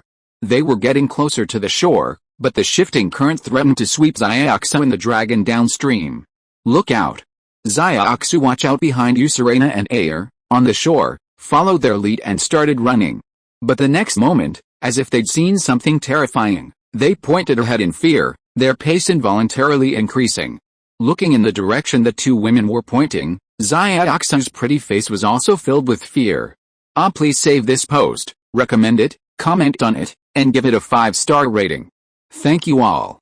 End of this chapter. Thank you so much for reading until the end. Don't forget to give it a like. Looking for more exclusive content and immediate access? Subscribe to our Patreon. Remember, every like, subscription or donation encourages us to continue. Thank you all. See you in the next video.